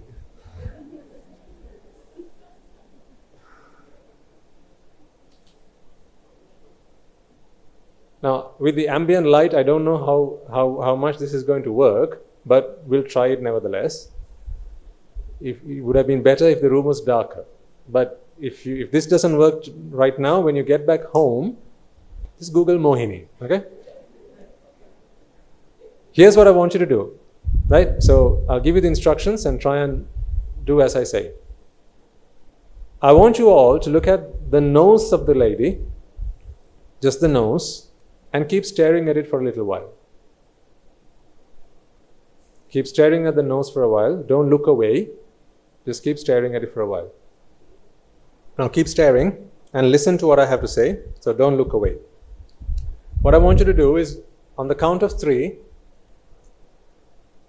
I want you to close your eyes, look away from the screen, and start blinking as fast as you can. I'll repeat. On the count of three, I want you to I want you to close your eyes, look away from the screen, and start blinking as fast as you can. If you're ready, on the count of three, 1, 2, 3. And blink as fast as you can. So you can actually open your eyes as you blink. Now, those of you who've seen something unexpected, just give me a show of hands if you saw something you didn't expect to see. Okay, so it was obviously easier to see from this side of the room because you're looking away from the light, right? So it would have been a bit difficult on the other side. What did you see? A beautiful face and more definition And it was a full color, wasn't it? Yes. So you saw a picture of a girl in full color, not in these colors. So where did those colors come from? If they were not in the image. Your mind created those colors. So colors are all in the mind. That's why you are able to see colors that are not in the picture. I think what you need to Google, if I remember right, is if you can just search for optical or even visual illusions, this will be one of them. And then you can do it on your home computer screen, right? So it's easier to do it, and it'll be more effective because you can have a suitable environment for that. But the lesson of this experiment is the color that you see on the board, on the screen, is not the color that you see, or rather, the color that you saw when you blinked your eyes is not a color that was on the screen. So how did you see a color that I didn't show to you? It's because color is not something that I need to show to you. It's not something I can show you either, because color is not something that I have to give you. You make it. I can only give you the ingredients. You make the colors up in your own mind. So that's how color works. You see, once again, all I can do is give you frequency, energy of a certain frequency, energy of a certain wavelength, energy of a certain amplitude. These are the three factors. We haven't talked about amplitude, so let's ignore that for the time being. Of a frequency and a wavelength. This is all I can give you. Energy. Your eyes interpret that energy into an electrical impulse which goes down your optic nerve into your brain, and then your brain interfaces with your mind and interprets those electrical impulses as color. So color is not something that's in the object. That's a very good question. So the good lady is asking, would all of us have seen the same colors? Yes and no. You would have all seen the same color if all of the causes and the conditions would have been the same. Now, for example, if you're wearing glasses, some of your glasses might have a shade of a taint, right? Or maybe a particular shade. Maybe you have sunglasses on. Maybe you have, what are those glasses that... Tinted glasses. Yeah, some might have tinted glasses on. Even if you took off your glasses, right? Some of you may have, tiny or minor visual impairments. Maybe your eyes are of a different shape, a different texture. Maybe your retinas are different, right? So therefore, different causes might lead to a different result. But if all the causes were the same, then you would have all seen the same color. But get this. Remember, this is the mind that sees color. It's not the brain. It's not the eyes. It's the mind that sees color. And the mind is something. By mind, I mean a chitta. As you know, a chitta is something that arises and passes away. So each instance that sees blue, each instance that sees green, each instance that sees red has to see that individually on its own. So even as you keep looking at this object, although you think you're seeing a constant black or a constant green, you're not. Every chitta is seeing a slightly different green. But it looks the same, start to end, because the causes don't change that much. The environment doesn't change that much. So the ambient light in this room affects how you see a certain object, what color you see it. As day becomes noon and noon becomes dusk, then what happens? The ambient light changes. As the ambient light changes, the color you see an object, in which you see an object, that changes, right?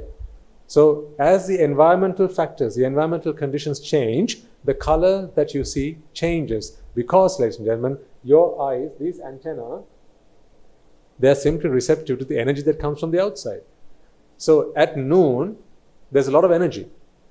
At dusk, there's less energy. At dawn, there's less energy.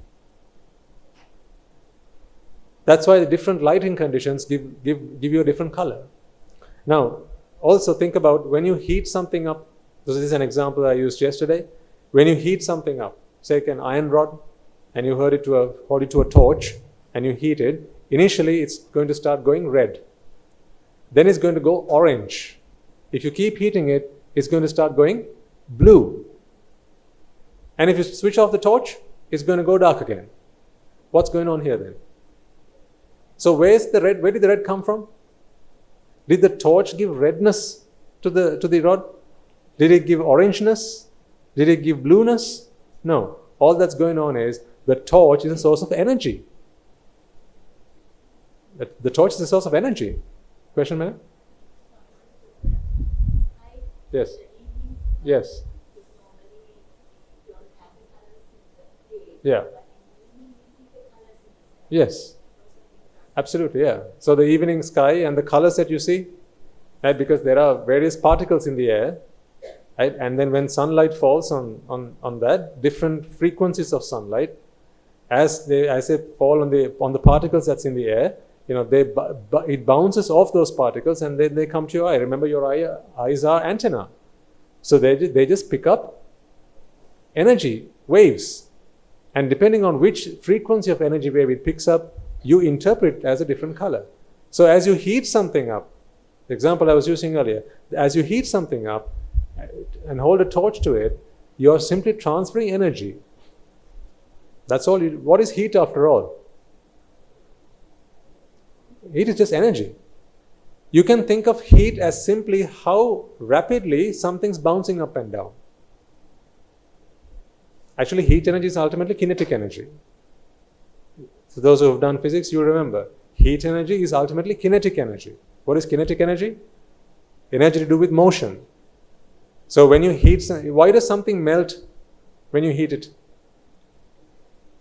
I know today's a physics lesson.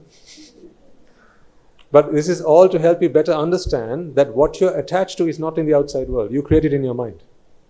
That's the point I'm trying to get to. When you heat something up, why does it melt? Because when you heat something up, exactly, when you heat something up, you're giving it kinetic energy. The particles that make up that object start moving. And when they start moving rapidly and they start moving a lot, now the bonds between them start breaking. And therefore, the space between those molecules increases. Therefore, when there's a lot of space between two molecules, it is no longer a solid, it is a liquid. Increase the space further, it becomes a gas. That's how you have a melting point and a boiling point to anything. Yeah? But if you take an iron rod and if you heat it, you're simply transferring energy. These are packets of energy. So when these packets are absorbed by the object, it keeps some of it and it bounces off the rest of it. The rest of it that comes out of it, your antenna pick up. And if it's in the visual spectrum, you see it as red. So when it's not red, is it not another color? What color is it when it's not red?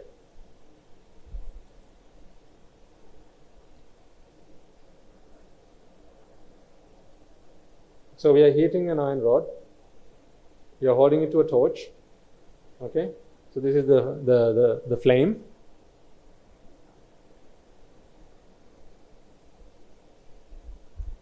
This is where red begins. Okay? What about when it's giving off these frequencies of energy? There's still energy, but your antenna don't pick it up. That's why you don't see any color from it. So couldn't there be something over here that's not giving out energy of a certain frequency and therefore you can't see it? Can't you see Sam? See, I've brought a Deva with me. And over here is a Brahma. Over here is another spirit. And there is a demon. Now prove to me that they don't exist.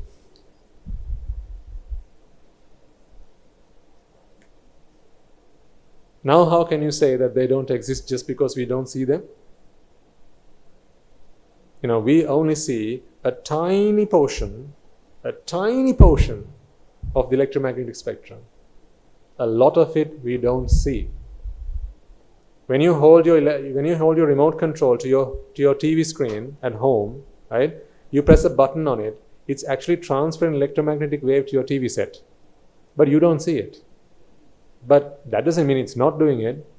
In fact, if you held an object in front of, so take a thick book, take a dictionary and hold it next to the remote control where you have the transmitter, and then hold it to your TV set, it's not going to work. That's why you normally have to hold it in a straight line. That's why you have to hold it in a straight line, because electromagnetic waves, they travel in straight lines. They don't travel everywhere, they just travel in a straight line. So just because you don't see it doesn't mean it's not there. So how can you say then, with our very limited ability to see things, how can we say that devas don't exist? How can we say that brahmas don't exist? How can we say that angels don't exist? All we can say is what we see exists. What we cannot see, who knows? See, this is why I say, the more I learn, the more I realize that what I know, I can write a book up with, but what I don't know, we can fill a library up with. The more you learn, the more you realize how much you don't know. Madam?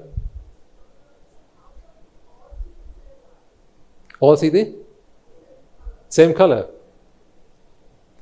Let's switch that off, please. It's too loud. This fan, yeah.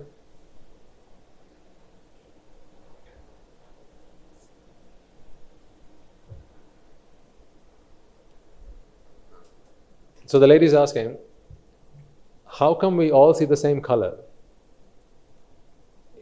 Here's my point.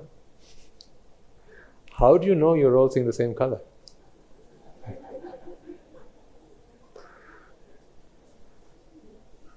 How do you know you're all seeing the same color? I show you this one fine day and I call it green. Whatever color you see, now you have learned that it's called green. Okay? So the next day, I show you this. Are you going to call it green? No, this is the first time you're seeing this. And today I say this is black. So whatever color you see, you now give it a label black. Right? So now, when I say, everyone show me green, you're going to show this. But one might see green, another might see blue, another might see yellow, another might see red, another might see orange. Who knows? How can you check whether the color you see is the same color someone else sees? You can't, right? How can you? I don't know whether you get the point that I'm trying to make. I'll try again. I see some blank faces. I'll try again. I show you this. This is the first time you're seeing this color, okay? And I tell you this is the color green. When you see this, your eyes work. Now, okay, think about this for a second. Let's say half of this room had a colored glass on. Let's say you had red colored glass on. You had a bare eyes. Okay, no colored glasses. You are looking at it through your bare eyes, naked eyes. You had a red colored glass on. Now, the day I show you this and say this is green, what do you think is green now? What you think is green is what they think is blue. Okay? And what you think is green is what you think is green.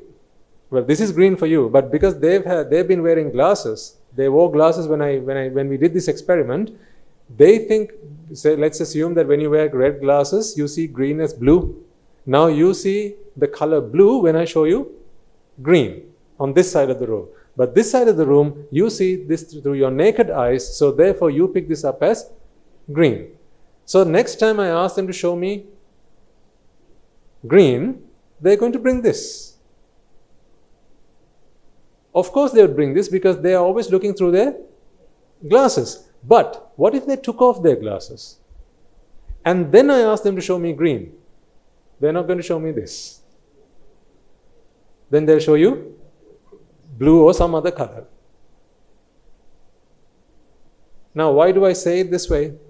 The reason I explain to you this way is there are a million factors that determine how you perceive color.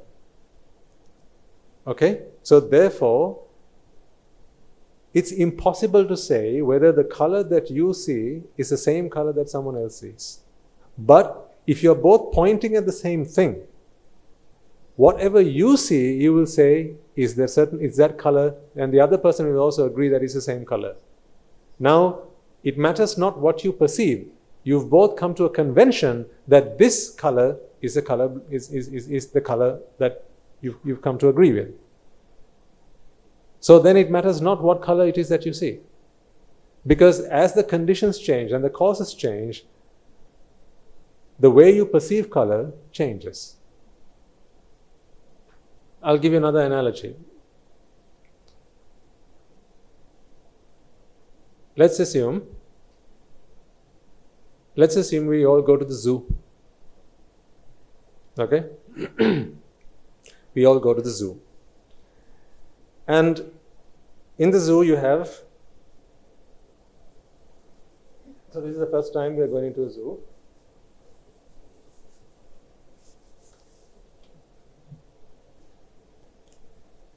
In the zoo, you have these animals.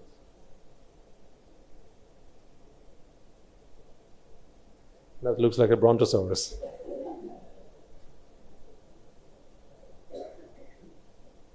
I meant to draw a giraffe, okay? So they're inside the cage, in their cages, and here it's got a label.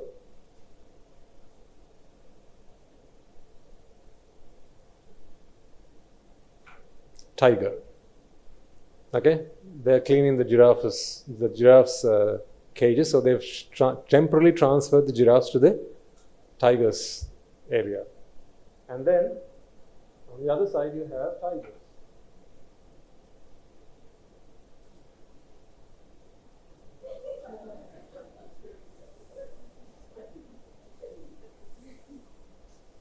These are tigers. Okay, what are they? Thank you. They're tigers. So tigers, they have shifted to the giraffes.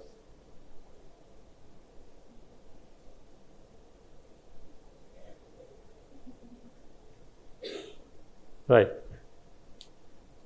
Now, I can't take all of you at the same time to the zoo. I can only take half of you.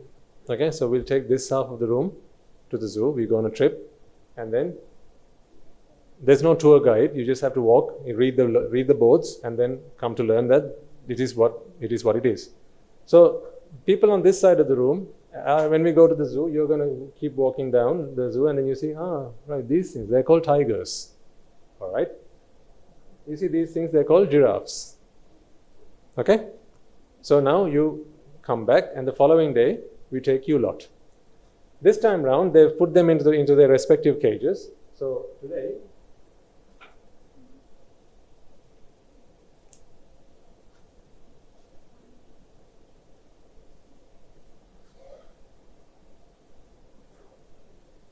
now they're back in their respective cages.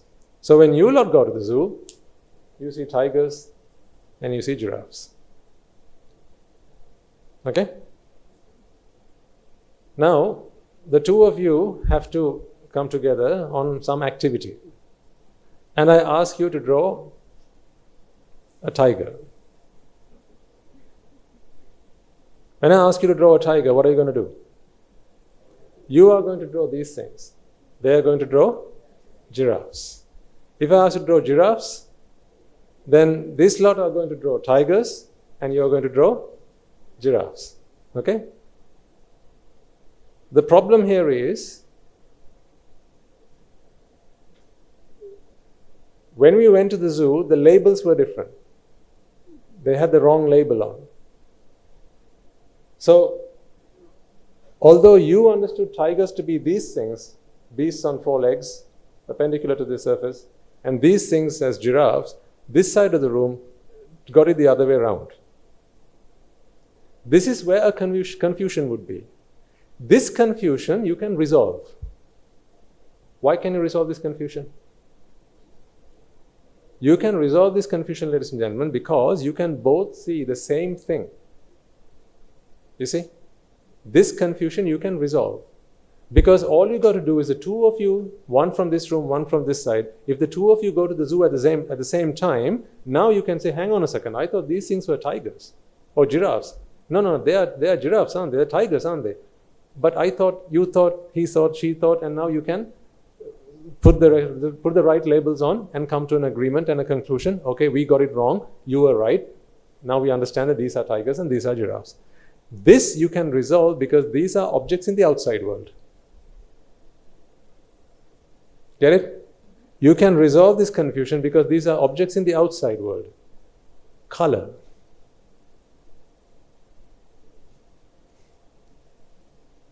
Color. Color is not in the outside world. Color is in the mind. How do you resolve it? There's only one way you would be able to do that. You've got to be able to read the other person's mind and actually get a mental impression. Actually, it's like telepathy. You would have to be able to read the other person's mind, and when they see color, when they see yellow, you have to be able to see what they see is yellow. And then you would be able to say, whoa, that's not yellow, that's red. That's the only way in which you'll be able to do that.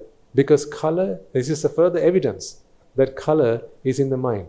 If you get the wrong color, if you give it the wrong name, you can't correct it. Because you can't reconcile that, because the two of you are in your own worlds. These worlds are individual worlds, they are separate worlds. Whereas here you're talking about physical things on the outside world. The same applies for music. The same applies for music as well. Or say the level of sound. When someone says, not the amplitude, let's say when you balance sound. So when you say, let's say someone's setting up this room to have the optimum sound effect, right? The sound balancing, they're doing it, setting it for optimum effect. Someone sets the room up and then they leave. Another one comes in and then they say you've changed the setting. Someone else comes into the room and they change the setting. And then they think that this is the right setting. Now the two of them have a different mental image of what the right amount of sound is. It's not a familiar example to you, right? So scrap that. It's rather easier to take an example that you can relate to.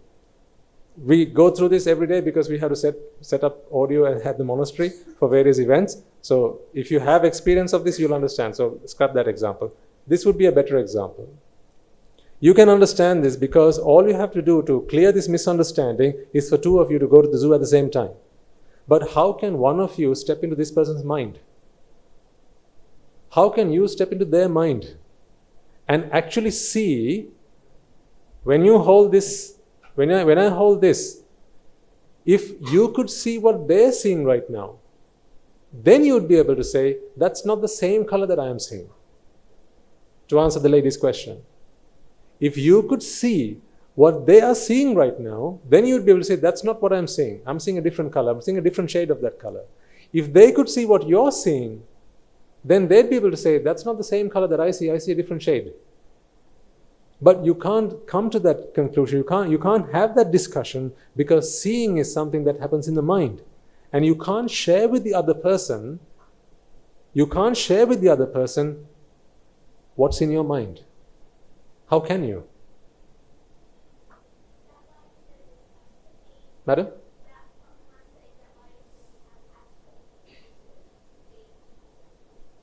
To see what?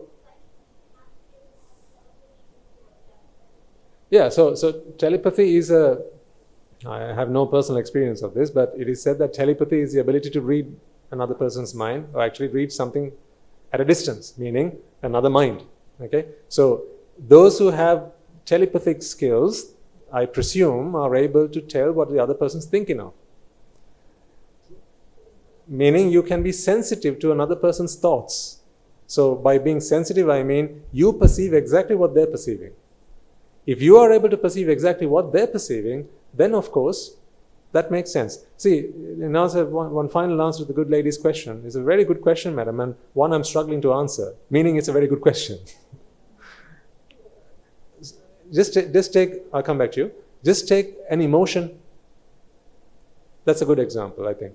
Take an emotion, love. When someone walks up to you and says, I love you, it induces emotion within yourself as well if you also feel the same way about the other person. But how do you know whether the two loves are the same? How can you tell? How can you tell whether someone loves you the same way you love them? How do you tell? You can say these things. I gave him 3 chocolates, he gave me 2. That you can tell. I got him a gift, he got me none. He gave me a card, I gave him none. These things you can tell because they are in the outside world. Aren't they? Cards in the outside world, chocolates in the outside world, birthday gifts in the outside world. But if that is meant to represent love, and then you ask another person, do you love me just as much as I love you? How on earth can they answer that question? Because they can't tell how much you love them. How do they know? How many units of love is that? How can they tell? Isn't that why you're always living suspiciously about the other person? Isn't that why you always have doubts? Does he really love me just as much as I love him? Does she really love me just as much as I love her? These questions always linger in your mind because you can't check that. To represent love, you have chocolates and you have teddy bears and you have birthday gifts and you have Valentine gifts and you have cards and flowers and all sorts, right? Why do you need them? Go on, give me an answer. Why do you need them? Because you can't share with the other person the emotion of love, because an emotion is a purely mental thing. Only you know how much you love another person. They will never know that. Never. But you try to express it.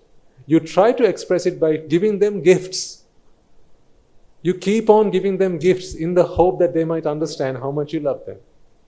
But it might be that that does not work for them. For them, gifts is not what they need. You're giving them a different kind of gift because the way that they like to show love is a different way to how you like to show it. So, 2 lovers always have this problem. Yeah.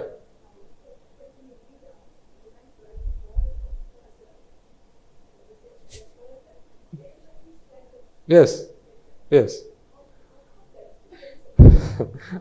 I don't know enough about telepathy to answer that question, right? How when you try to phone someone else knows that you are, or they were trying to call you at the same time. I don't know how telepathy works because it's not my field of expertise. That could be coincidence, but I'm not going to say that that is coincidence because it would be wrong. If I don't know enough about telepathy, how am I to judge that it's coincidence? It's possible that 2 people can have the same thought at the same time. For example, what is this?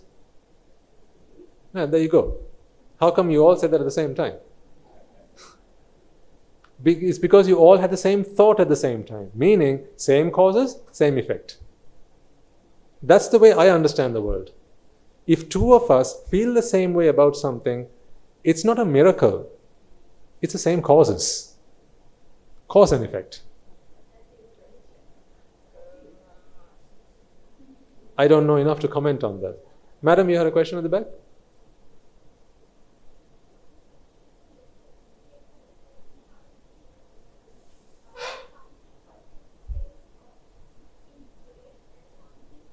Yes.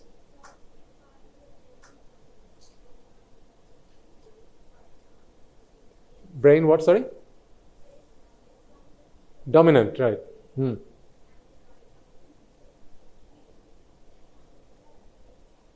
Yes, exactly. Thank you very much for sharing that with us. In fact, there are some visual illusions. I'll bring a few another day. There's the very popular one. I think it was an internet sensation many years ago about a dress. It went viral apparently before my time, but I later got to know about it, that there's a lady in a dress. Some people think that she's clad in purple or blue, others think that she's clad in yellow. It's the same picture, but people see a different color. So that might explain what the lady's explanation might attribute that, how different if you are left dominant, right dominant. Because this dominance that we talk about, that's a different in the environment, isn't it? Different causes. That's why if you have the same causes, then it will always be the same result. But who are we to say that it's always the same causes? How do we know that my eye is the same as your eye? My left eye is different to my right eye. How can we say that we both see the world the same way? Right? Some of us wear glasses, others don't. Your left eye is different to your right eye. Then you have myopia and dystopia and utopia. I'm just Then you have long-sightedness and short-sightedness. You have color blindness, right? You have all these things. So how can you actually say that two people say the same color? It's virtually impossible. Possible, virtually impossible that two people actually say the same thing, because ultimately, here's the reason, color is not out there. The net effect of all of these factors is the color, and that's created in the mind. Because it's created in the mind, there is no way for us to compare whether it is the same color that we see. Just like when I say I love you, how do you know how much I love you? You don't. You can't. And we never can. Unless, perhaps, one day, you can read my mind. Right? Maybe telepathy is just that. I've heard that the Buddha could read another's mind. Right? So much so that he could scan another being and figure out how much defilements they have. It's called the Ase Anusaya Jnane. How much defilements they have left within them. And based on that, he would give a discourse to cleanse the mind of those defilements. We've missed the boat, unfortunately. If the Buddha were here today, you need not have every Sunday sermons. You only need one sermon. He would look at you, he would scan you, he would give you the sermon and say, that's it, go with your practice. You need not come to the sermons again. But that boat we all missed. So today, we just keep on listening to the Dhamma, practicing the Dhamma, and making the best of what we have. But this is not blind faith. It is with wisdom, as you've understood today. Right? There's a science behind this. I'm using science to help you understand these concepts because most people today in society, they have taken refuge in science. They have given up their refuge in the Noble Triple Gem, and they have taken refuge in science. But what science doesn't understand is that these are all manifestations.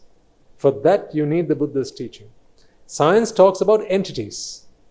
Even when they say, these four legs and this plank of wood together make the table, science doesn't teach you that this is a manifestation. What science teaches you, this is a table. This is an entity of a table. And therefore, we are always used to seeing the world as fully formed things. So when something breaks, we think that that thing is broken. When something falls apart, we feel that that thing has fallen apart. When something dies, we feel that that thing has died. We feel that there are entities in this world that collapse and are destroyed and are formed and decay and die and so on. That is because we see ourselves as entities. This is the self-based view of Sakkaya Ditthi. Once you come out of Sakkaya Ditthi, then you begin to realize that all there is Yankincha Samudaya Dhammam, Sabbhantan Nirodha Dhammanti. Hetum Paticca Sambhutam, Hetubhanga Nirujjati. There are no entities. All there are causes manifesting themselves as results, and when those causes cease to exist, the result ceases to exist. That is that is the crux of Buddhist philosophy. All this, ladies and gentlemen, is not to give you a physics lesson, because I am not qualified to teach you physics. I'm not a physics teacher. I'm not even a teacher. All I want to do here is to make use of some of the things that we have learned. Thanks to my teachers, thanks to our teachers who took great effort and pain to teach us these things. And some of you in the audience will be familiar with some of these concepts, to help you bridge that gap between your understanding of science and the Buddha's teaching of how the mind works. Most of us understand the distance between the journey from object to brain, but there's a mind that has a key part to play. If the mind did not want to see, there wouldn't be a brain, there wouldn't be the optic nerve, there wouldn't be an eye, there wouldn't even be objects. The whole world is created because the mind wishes to see. And what does the mind wish to see? The mind wishes to see sights. Unfortunately, the ignorant mind thinks that sight is a part of an object, is an intrinsic characteristic of an object. Therefore, when the mind wishes to see sights, it believes that it needs to acquire the object, because it thinks that the sight belongs to the object. But it doesn't, because the sight is a creation of the mind. Once you begin to understand that, your attachment to objects cease. Now you are able to give up your attachment to physical objects. But that does not take away your attachment to sight. That's still there. Sight, sound, smell, taste and touch, the attachment that you have to that sensual world that you create within your mind, that attachment will still remain. But the expectation that those visual, or rather those sensual impressions are delivered to you from the material objects, that is ignorance. That ignorance can be eradicated by understanding what I have taught you today, or what we have learned today. So go back and contemplate on what we have discussed today. As I said, if you can, watch yesterday's sermon as well, because we went into a little bit more detail as to what some of these things are, some of the basics that we discussed here today. But if all of this was just went over your head, and now you're thinking, my God, do I need to understand physics as well to understand the Buddha's teaching? That is not so. Okay? Because physics may not be some of your cup of tea. It's fine. Maybe physics was what you hated at school. It's okay. For those who understand physics, this will be helpful. If you don't, it's okay. Another day we'll take another example. That's all. Ultimately, it's not the physics lesson we need to understand. It's the fact that causes come together to manifest. If you get that part, then you're a winner. I have a request to make from all of you.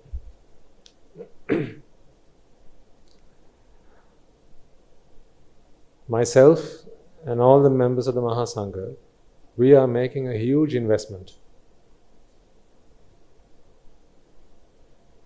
in your Nibbāna. This is an investment that goes beyond words. It's a priceless investment. I have understood the value of your life. I want you to understand the same.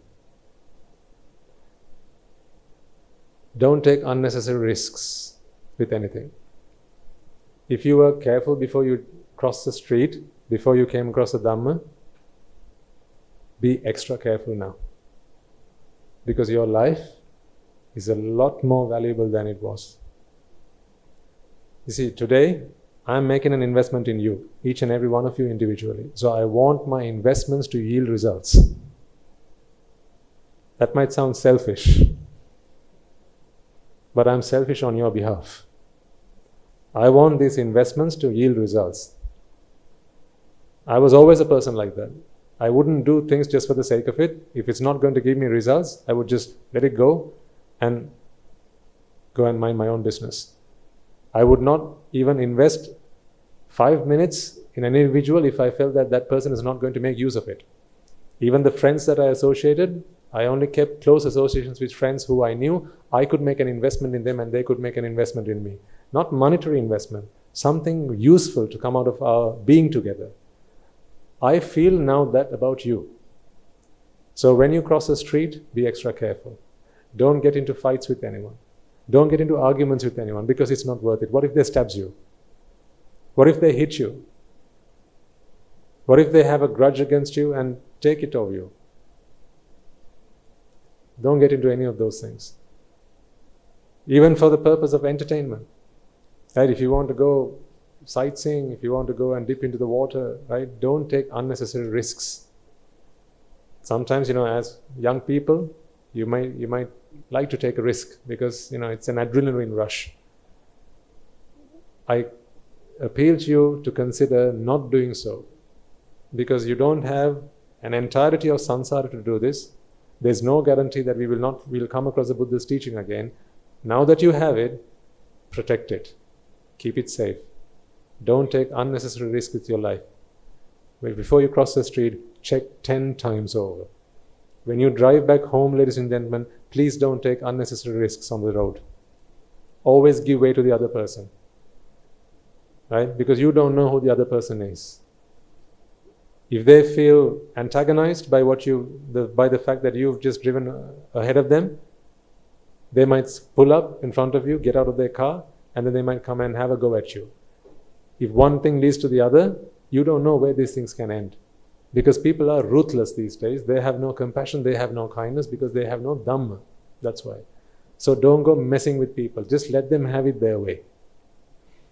If you lend some money to someone and they won't give it back, I ask for it nicely, and if they don't, let it go.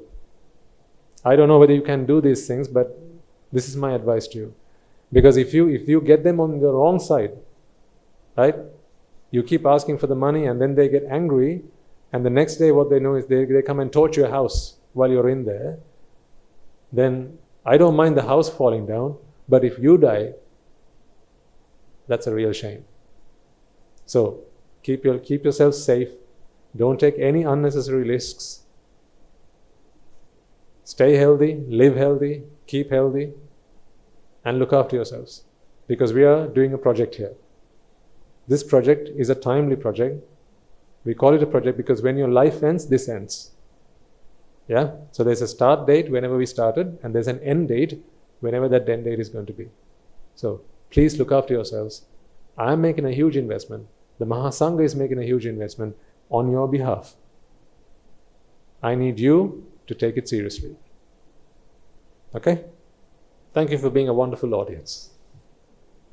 Right, let's conclude for today by transferring the merits.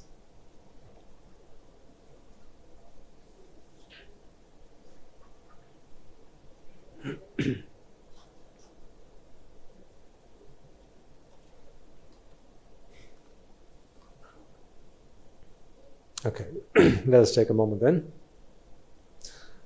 to transfer the merits that we have all acquired by making offerings to the infinite virtues of the Noble Triple Gem, listening to the Dhamma, inviting the Swamin Wahanse to deliver the discourse, and creating a conducive environment for all to come along, listen to the teaching, practice, and attain to their salvation. First and foremost, let us remind ourselves how incredibly fortunate we are to be in receipt of the Lord Buddha's teaching, and with immense gratitude towards the bhikkhus and bhikkhunis, upasakas and upasikas who, since time immemorial, have protected and preserved the sublime teachings of the Buddha and passed it down through the generations of the noble lineage in the form of the Tripitaka, which is thankfully available to us today to study, understand, and comprehend the Dhamma. Let us take a moment to transfer this message to all members of the Mahasangha present throughout the world, including the chief prelates of all of the chapters who dedicated their lives to the noble path and have committed themselves towards the betterment of all sentient beings. Let us also transfer this message to all monks and nuns resident in your local temples and nunneries who've always been by your side through thick and thin, come rain or shine. Let us also transfer this message to my teacher, Guru Swamin Wahanse, as well as all the monks resident at the monastery and the Anagarika and Anagarika communities attached to the monastery. Let us take a moment to transfer this message to those who make great efforts to disseminate the teachings of the Buddha, be that by transliterating these talks, sharing them out with others, or inviting others to join them. May they all rejoice in these merits. Let us also transfer this message to friends of the monastery, our devotees, who for the sake of merits to help them attain the supreme bliss of Nibbana, continue to sustain the Mahasangha. This includes everyone from those of you who provide the Mahasangha with shelter, alms, robes, and medicines, as well as those who extend their know-how and continue to extend their well-wishes. May they all rejoice in these merits, and by the power of these merits, may they be healed of any physical and mental ailments and overcome any obstacles to their spiritual progress. May they abstain from the unmeritorious deeds, fulfill the meritorious deeds, fulfill the noble eightfold path, and may they all attain the supreme bliss of Nibbana. Sadhu, sadhu, sadhu. Let us also take a moment to transfer these merits to our mothers and fathers brothers and sisters, sons and daughters, grandparents, uncles, aunts, cousins, nephews and nieces, our friends and our acquaintances, our employers and our employees, our teachers, and those who made every effort to help make our lives more comfortable and easier to live. Those who have helped us, supported us, and assisted us in any way, shape, or form, may they all rejoice in these merits, and by the power of these merits, may they also be freed of any physical and mental ailments and overcoming obstacles to their spiritual progress. May they abstain from the unmeritorious deeds, fulfill the meritorious deeds, fulfill the noble eightfold path, and may they all attain the supreme bliss of Nibbāna. Sadhu, sadhu, sadhu. Let us also take a moment to transfer these merits to those who passed away in our name, our loved ones, our forefathers, and our ancestors.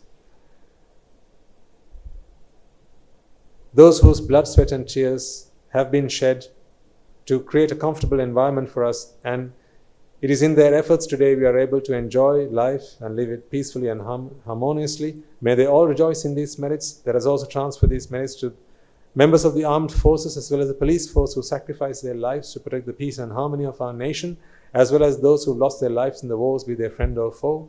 Let us also transfer these merits to those who lost their lives in natural disasters such as the tsunamis and earthquakes, landslides, fires, floods, pandemics, and so on, reminding ourselves that in this infinitely long journey of samsara, they will all have been mothers and fathers to us, brothers and sisters to us, friends to us, noble companions to us, reminding ourselves of all that they have done for us, and out of an abundance of compassion and loving kindness, let us transfer these merits to all of them. May they all rejoice in these merits. If any of them have been born in the woeful planes, they redeem themselves and be born in the blissful plane.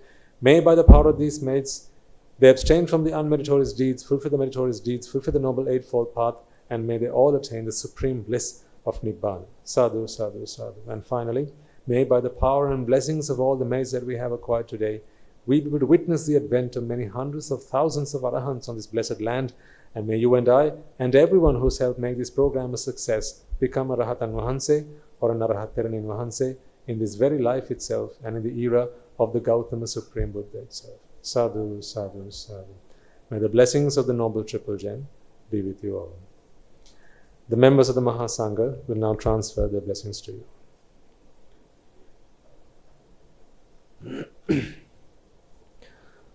Raga ginnen nidetva,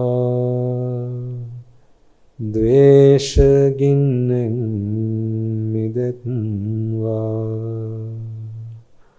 moha ginnen nidetva, Nibbāna parama sukhayan Sukhita taravetva, Nibbāna parama sukhayan, Sukhita taravetva. Mamada siyalu loka, siyalu satvayo, Nibbāna parama sukhayan, sukhita taravetva. Nibbāna parama sukhayan, sukhita taravetva. Nibbāna parama sukhayan, Sukhita taravetva.